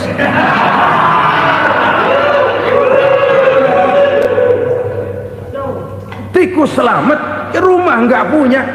Masalah nggak terselesaikan dengan sebagaimana yang kita harapkan. Kita sepakat ini negara hukum, dan di hadapan hukum semua manusia itu sama. Itu prinsip yang diajarkan Allah. Al-musawat bainan nas fi takalifil ahkam. Semua manusia sama dalam berhadapan dengan hukum Allah Subhanahu wa ta'ala. Kalau hukum sudah pandang bulu, itu jelas yang enak yang banyak bulunya. Siapa yang banyak bulunya? Monyet. Kalau hukum pandang bulu, monyet keenakan. Saudara-saudara kaum muslimin rahimakumullah, introspeksi. Mari kita bercermin bagaimana perjalanan hukum selama ini. Kalau introspeksi ini kita temukan, lalu ada upaya untuk memperbaiki diri. Jangan menggunakan tak ada gading yang tak retak, mikul dhuwur mendem jero untuk menutup-nutupi kesalahan orang. Padahal kesalahan itu sedemikian besar. Padahal rakyat kita tiap hari antri sembako. Ada yang sehari sekali makan, ada yang makan sudah bercampur tiwul, ada yang nasi sudah dicampur pisang, balik jadi orok lagi. Macam-macam upaya rakyat untuk menangsal perut ini. Lalu rakyat ditenang-tenangkan, lebih baik puasa Senin Kemis sambil menghadapi krisis ekonomi. Kenapa rakyat yang disuruh puasa? Kenapa bukan pejabatnya yang puasa lebih dulu untuk kemakmuran rakyat? Kalau rakyat yang memang perutnya udah gepeng disuruh puasa, makin krempeng perutnya. Artinya pejabat harus punya sense of politics. Ya, tidak, puasa itu kan tidak cuma Senin Kemis saja puasa itu. Puasa perasaan, puasa menghargai perasaan yang sedang kondisi yang sedang dihadapi oleh rakyat. Bagaimana rakyat yang tengah antri sembako melihat pejabatnya lewat dengan mobil yang harganya sampai 1 miliar. Oh, inilah pemimpin saya. Luka lagi rasa keadilannya. Kita tidak tenggang rasa. Puasa dalam artian itu pun akan menolong menegakkan semangat kebersamaan, membentuk semangat kebersamaan. Saudara-saudara kaum muslimin rahimakumullah, penyebab bencana yang ketiga dikatakan oleh baginda Nabi, wala dhaharat fihimul fahishatu illa fasha fihimul maut. Apabila kekejian telah merajalela, maka maut bertebaran di mana-mana. Kita renungi butir kalimat dalam hadis ini. Apabila kekejian telah merajalela, maut bertebaran di mana-mana. Begitu murah arti sebuah kehidupan. Penjarahan untuk hal-hal yang kecil tapi sampai mengorbankan nyawa. Apabila kekejian sudah terjadi di mana-mana, maut pun bertebaran. Maut dalam arti berpisah ruh dengan jasad, tapi juga maut dalam arti orang bisa mati karirnya, orang bisa mati usahanya, orang bisa mati kesempatannya karena perbuatan-perbuatan keji yang selama ini tidak terbendung. Lahirlah teori mafia. Siapa yang kuat dia yang berkuasa, siapa yang lemah dia menjadi mangsa. Proyek-proyek besar yang menang tender itu ya dari itu ke itu saja. Yang pengusaha-pengusaha tidak punya koleksi, koneksi, tidak bisa bayar komisi, dapat proyek tetelan. Ada dagingnya, dikit namanya juga tetelan. Dagingnya sudah habis disantap oleh meja. Sekian puluh meja dilalui, sekian puluh amplop dikeluarkan. Sehingga yang akhirnya ya tinggal tetelan itu tadi. Maka kualitas pekerjaan pun sudah bukan lagi jadi masalah. Demikianlah mafia-mafia ini bermunculan di mana-mana. Di pengadilan terkenallah mafia pengadilan. Hukum bisa dibeli, hukum bisa dipesan menurut kebutuhan sponsor. Mafia peradilan, mafia politik, mafia ekonomi, bahkan mafia agama yang menggunakan agama sebagai kedok, menggunakan agama sebagai dalih, menggunakan agama sebagai topeng untuk melancarkan maksud-maksud politiknya pun tidak tertutup kemungkinan. Apabila kekejian telah merajalela, maut bertebaran di mana-mana. Korupsi, kolusi, nepotisme itu bagian dari kekejian. Kita selama ini kalau mendengar maksiat, itu yang terbayang cuma judi, mabuk, zina. Ya itu maksiat. Tapi korupsi, kolusi, nepotisme itu juga maksiat dalam bentuk lain. Kalau ini sudah bertebaran, maka maut terjadi di mana-mana. Jangan bayangkan cuma mati orangnya, itu sih kewajiban. Yang menyakitkan itu orangnya masih hidup tapi dibikin mati, karirnya mati. Kenapa? Karena yang diperlukan bukan cuma orang pinter tapi orang taat. Biar pinter, kalau nggak taat minggir. Biar bodoh, kalau taat bisa nyenangin atasan, bisa nyemur. Kumaha juragan wae aya nama. Itu yang kadang-kadang dapat penghargaan. Tidak ada prestasi kerja kecuali bikin senang orang di atas. Kita lihat di desa-desa jalan rusak. Kalau ada berita pejabat anak mau turun, jalan rata sekali. Sampai tanah dari mana aja dikeruk buat ngeratain tuh jalan. Pejabat pulang legok lagi jalanan. Katanya kita kerja buat rakyat, nyatanya kita cuma melayani atasan. Kenapa? Terjadi lingkaran setan. Seperti kata lagu Dul Sumbang itu. Mahasiswa takut sama dosen, dosen takut sama dekan, dekan takut sama rektor, rektor takut sama menteri, menteri takut sama presiden, presiden takut sama mahasiswa. Muter balik lagi, lingkaran setan, lingkaran setan. Saudara-saudara kaum muslimin rahimakumullah, kekejian yang merajalela, praktek-praktek mafia yang tertuang dalam kehidupan sehari-hari menyebabkan orang mati karirnya, jasad masih hidup, karir mati, itu menyakitkan. Mati bisnisnya. Rakyat kecil pernah senang ketika cengkeh booming, harganya bagus, rakyat banyak yang pergi haji. Lalu mau ditata, lahir tata niaga cengkeh, malah amburadul. Harga cengkeh jatuh, petani cengkeh kecil menjerit. Siapa yang untung? Segelintir orang. Masihkah kita pakai atas nama rakyat untuk kepentingan nasional, padahal yang nyanyi cuma segelintir orang? Masihkah kita mau bohongi rakyat ini dengan mobil nasional tapi bikinan Korea? Masihkah kita mau bermain verbalisme, bermain kata?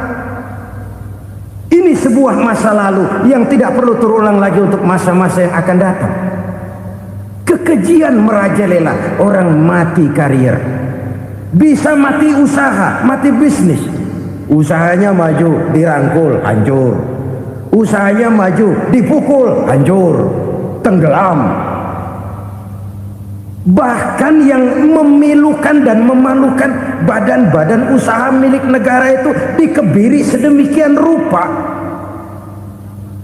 sehingga tidak menghasilkan hal-hal yang bermanfaat buat negara. Saudara-saudara kaum muslimin rahimakumullah, kalau nafsu yang sudah mengatur itu semua, maka kekejian pun merajalela. Orang sudah pakai teori mafia, yang kuat dia yang menang, yang kuat dia yang berkuasa, yang lemah silakan minggir di sudut-sudut kehidupan.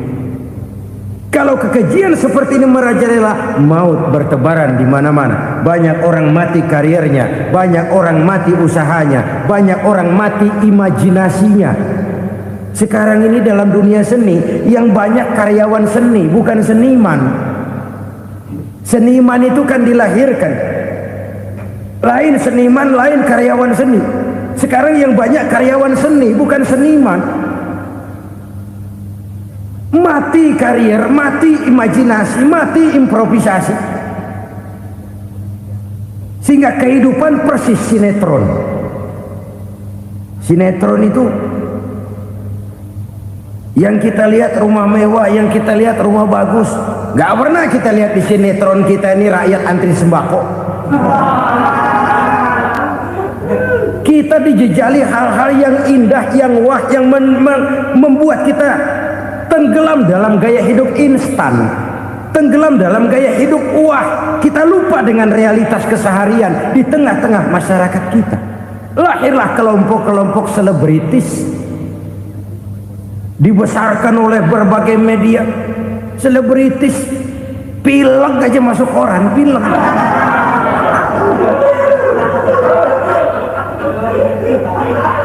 Rakyat yang pingsan antri beras nggak masuk koran.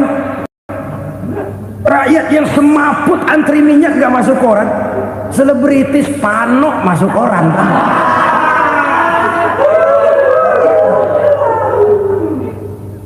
Kita besarkan hal-hal kecil, kita kecilkan hal-hal besar. Kenapa? Kita mengejar oplah, kita profit oriented, tidak lagi berorientasi kepada realitas hidup yang kita hadapi ini. Kalau kekejian sudah merajalela, kata Nabi, maka maut bertebaran di mana-mana. Maut dalam artian maut, coba lihat sekarang begitu murah nyawa. Karena 1000 perak orang mau nusuk bunuh. Karena beras seliter orang khilaf, begitu murah kehidupan. Tapi kekejian dalam bentuk korupsi, kolusi, nepotisme, kekejian dalam bentuk itu mematikan karier, mematikan bisnis, mematikan imajinasi, mematikan kreativitas. Itu juga maut dalam bentuk lain akibat kekejaman lain. Ini penyebab yang ketiga. Yang keempat, penyebab bencana menurut baginda Rasul, wala tuffiful mikyala illa muni'un nabat. Apabila timbangan sudah dicurangi, maka tercegahlah tumbuh-tumbuhan. Apabila timbangan sudah mulai curang, maka terjadilah musim paceklik.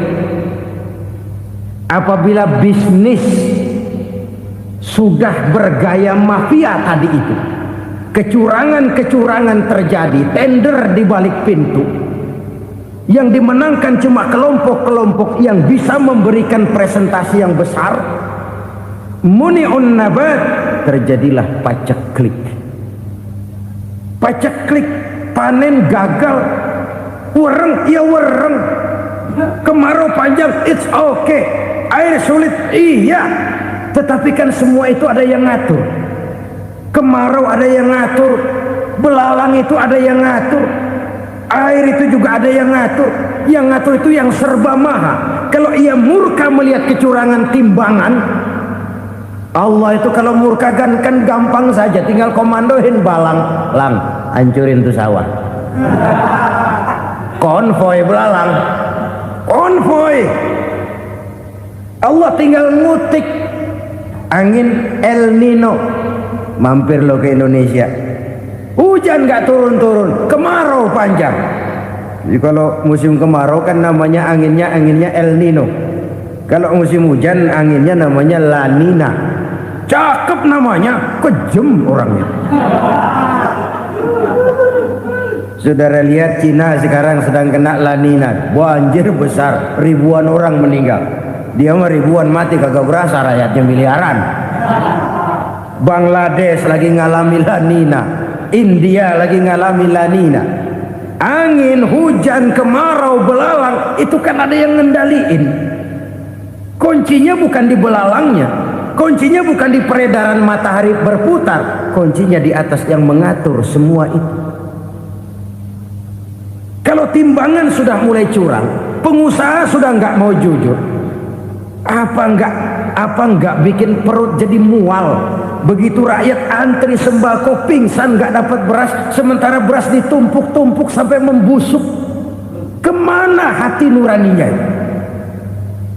Kemana akal pikirannya? Kemana mereka yang berbuat atas nama rakyat tapi melihat rakyat susah tidak tergerak hatinya?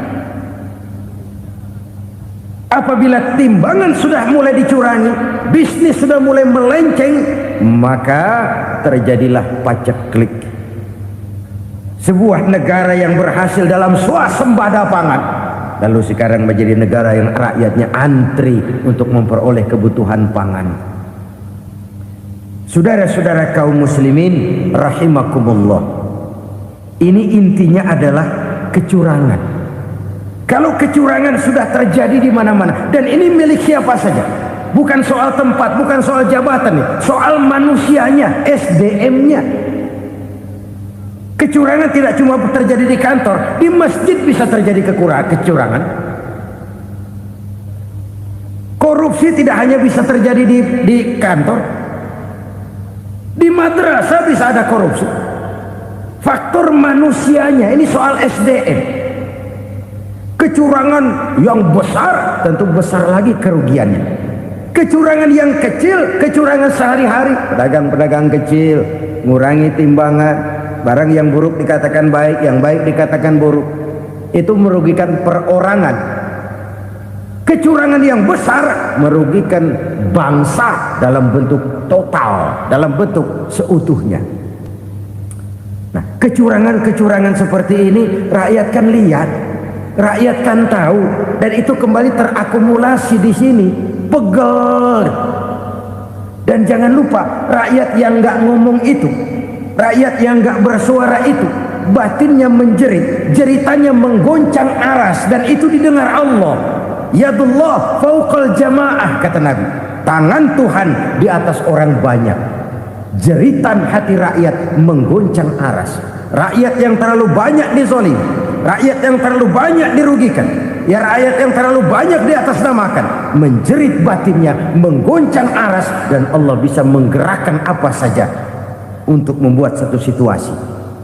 Allah bisa menggerakkan apa saja untuk membuat satu situasi.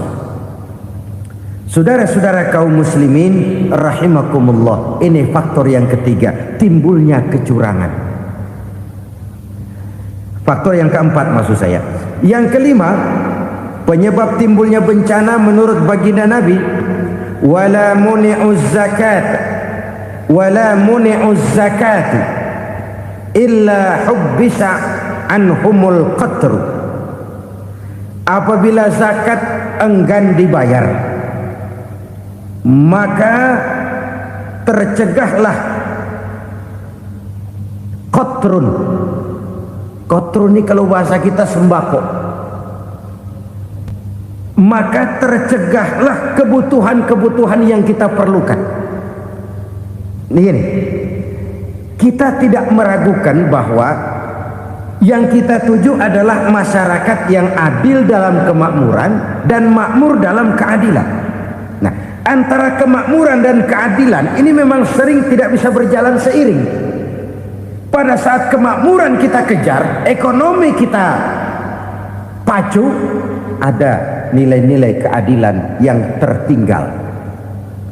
Pada saat nilai keadilan kita tegakkan benar-benar, ada unsur-unsur kemakmuran yang terabaikan. Oke, kita bisa mengatakan kasus. Oke, kita bisa mengatakan itu sebagian kecil. Tapi kalau sebagian kecil, lama-lama kan jadi sebagian besar. Oke, kita mengejar kemakmuran. Pertanyaannya, kemakmuran untuk siapa? Oke, kita berikan kelompok tertentu kue yang besar dengan harapan nanti dia bagiin kuenya kepada yang kecil-kecil. Tapi kenyataan, mereka yang dapat kue besar akhirnya malah lupa diri dan lupa daratan. Mau makin besar, mau makin besar, mau makin besar, malah memeras yang kecil-kecil ini. Sekarang kan yang kecil modali yang besar. Ramai-ramai buka bank, ternyata kamuflase. Uang banknya untuk kredit perusahaannya sendiri. Nasabahnya rakyat kecil. Artinya apa? Rakyat kecil disuruh modalin orang yang udah gede. Ini kan sambar geledek urusan.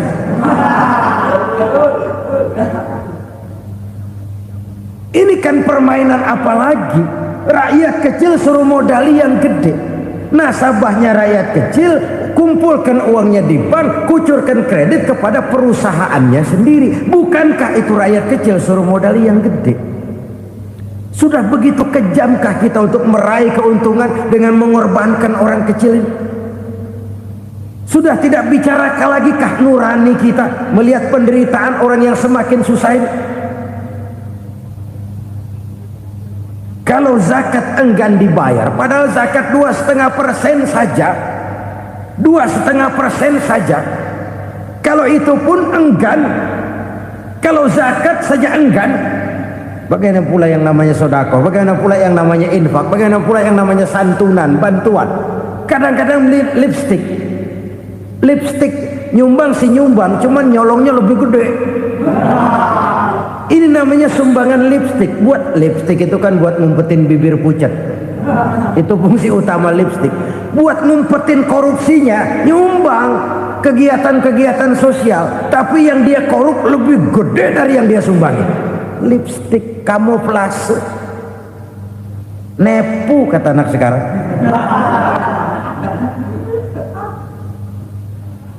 Saudara-saudara kaum muslimin rahimakumullah. Demikian berat kewajiban zakat ini sampai di zaman Sayyidina Abu Bakar pernah keluar komando perangi orang yang enggan membayar zakat. Perangi. Karena fungsi zakat adalah menjembatani antara si kaya dengan si miskin. Bahwa ada kemiskinan itu Qur'ani. Allah menyatakan, aku melebihkan rezeki sebagian kamu dari yang lain. Ini kan kesenjangan. Allah melebihkan rezeki sebagian kamu dari yang lain. Ada itu. Tetapi itu berjalan secara nature. Nah, kalau direkayasa, yang kaya semakin kaya, yang miskin semakin terpuruk, yang sudah besar dapat proyek besar, yang kecil dapat tetelan. Ini kan rekayasa namanya. Kesenjangan yang direkayasa ini yang kita harus kikis. Nah, fungsi zakat menjembatani dari sisi sosial. Dari sisi pribadi, Nabi berpesan, zakku amwalakum biz zakat. Bersihkan hartamu dengan zakat. Sekarang ada istilah nyuci uang. Uang hasil korupsi itu bisa dicuci, dijadikan uang bersih. Bukan pakai rinso, bukan. Pakai politiknya koruptor, diolah sedemikian rupa sehingga jadi uang resmi. Sudah memutik, itu termasuk yang disebut kejahatan kerah putih, white collar crime. Kejahatan kerah putih, kejahatan pakai dasi, kejahatan kelas kakap. Makanya orang mendingan goblok kagak bener daripada pinter kagak bener. Goblok kagak bener itu gampang ngurusinnya. Pinter kagak bener, ini yang berabe bener ngurusinnya.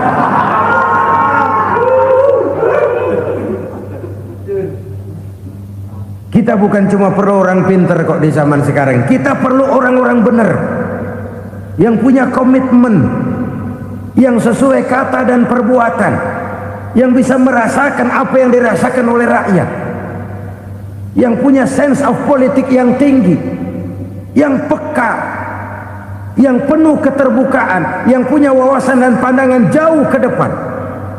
Dari sisi pribadi, zakat itu membersihkan harta kita. Ya, dia tercampur dengan yang subuhat, dia bahkan mungkin tercampur dengan sedikit-sedikit yang haram.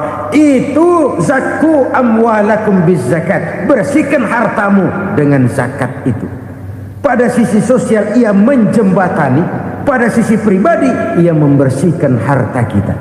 Karena itu kalau kita minta berdoa minta rezeki, syarat rezeki itu halalan thayyiban wasi'an. Nggak pernah kurang dari 3 itu. Halal, bagus, banyak. Halal, bagus, tapi sedikit, susah ngaturnya. Halal, banyak, tapi kurang bagus. Buat apaan? Bagus, banyak, tapi haram. Enggak ada artinya.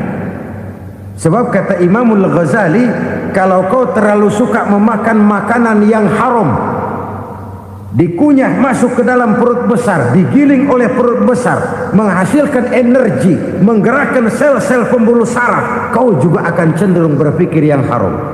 Kalau sudah cenderung berpikir yang haram, perbuatan pun akan mengarah kepada perbuatan-perbuatan yang haram. Dulu waktu kelompok Jimbaran 200 konglomerat Indonesia kumpul, dihimbau supaya sekian persen kasih pengusaha-pengusaha lemah. Itu kan cuma sekedar belas kasihan, tidak banyak menolong keadaan. Dan bukan itu yang diperlukan pengusaha-pengusaha kecil. Yang diperlukan adalah berikan kami kesempatan seperti mereka dapat kesempatan. Berikan kami peluang seperti mereka juga dikasih peluang. Kalau cuma dikasih 100 juta, 200 juta hari ini, usaha kami nggak ada prospeknya, peluang kagak ada, kan sama juga bohong. Diceburin ke kali, disuruh berenang, tangan diikat, mendingan mampusin ketahuan. Ayo berenang, berlomba, tangan diikat, kaki diikat, sama saja nyuruh mati. Jadi jangan kasih ikannya, kasih kailnya. Yang diperlukan pengusaha kecil menengah ke bawah itu bukan cuma sekedar belas kasih dari konglomerat-konglomerat besar, berikan kami peluang seperti mereka juga dapat peluang. Berikan kami kesempatan seperti mereka dapat kesempatan. Berikan kami kredit dengan kemudahan seperti mereka juga kalau minta kredit begitu mudahnya. Menciptakan peluang dan kesempatan, pemerataan. Bukan menciptakan manusia Indonesia dengan standar ekonomi yang sama. Semua rumahnya harus sama, semua punya mobil. Itu sih kebersamaan bebek. Bebek, coba lihat bebek. Satu ngalor semua. Satu ngidul semua. Kebersamaan bukan itu. Kebersamaan adalah menciptakan peluang. Kalau yang kaya bisa semakin kaya, kenapa yang miskin tidak bisa ikut naik jadi sedikit kaya? Kalau pengusaha yang sudah kuat bisa bertambah menjadi kuat dengan proyek mega proyek, kenapa yang menengah tidak bisa ikut menjadi kuat? Dan kenapa kekejian itu merajalela? Kita dengar lewat berita-berita PLN tekor, PLN hutang. Kenapa? Dia beli listrik dari swasta yang belinya lebih mahal daripada penjualannya. Artinya dia beli itu listrik dari perusahaan listrik swasta, dia jual kepada rakyat lagi. Harga jualnya lebih murah daripada dia beli kepada swasta. Kenapa? Ada tekanan lagi tuh. Biasa siklus lagi. Hukum Boyle. Atas neken, paling bawah gepeng. Ya kita nih rakyat kecil, emang nasibnya gepeng terus. Saudara-saudara kaum muslimin rahimakumullah, dari 5 penyebab bencana ini kita ambil kesimpulan untuk sebuah renungan dan introspeksi kita bersama. Pertama, mengingkari janji, padahal janji itu yang lebih tinggi nilainya adalah di hadapan Allah Subhanahu wa taala.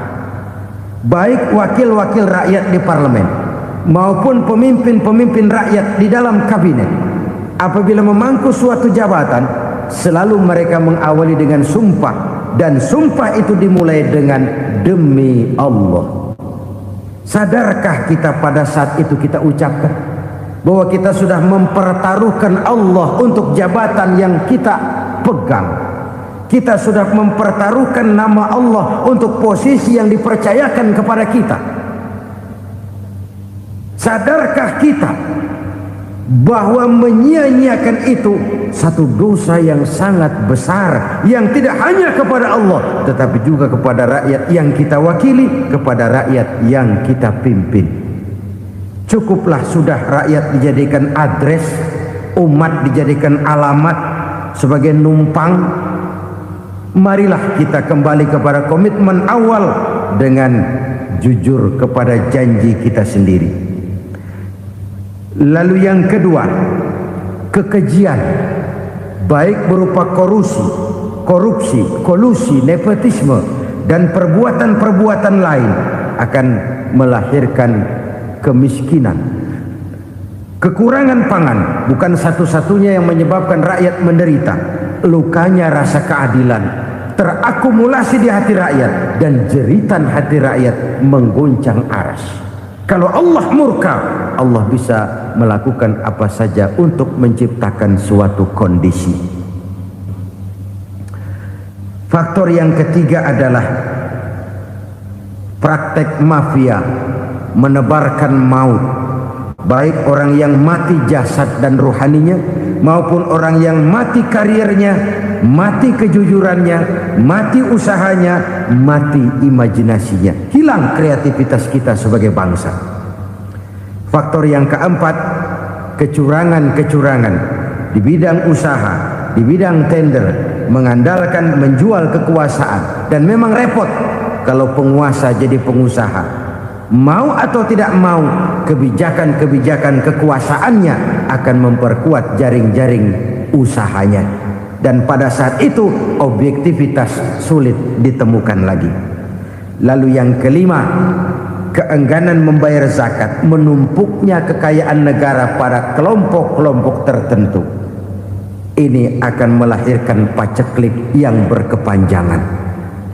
Menumpuknya kekayaan dan harta negara pada kelompok-kelompok tertentu akan melahirkan paceklik dan kemiskinan yang berkepanjangan.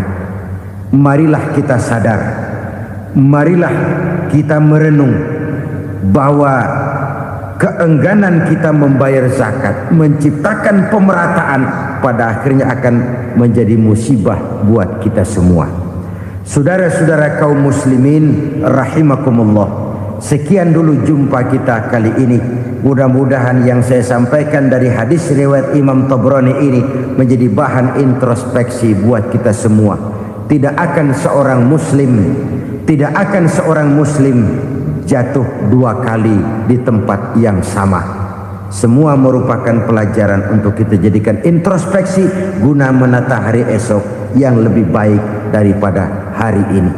Reformasi harus terus berlanjut, tidak bisa dan tidak perlu dikendalikan, tapi harus tetap dengan landasan akhlakul karimah sesuai dengan budaya kita sebagai bangsa.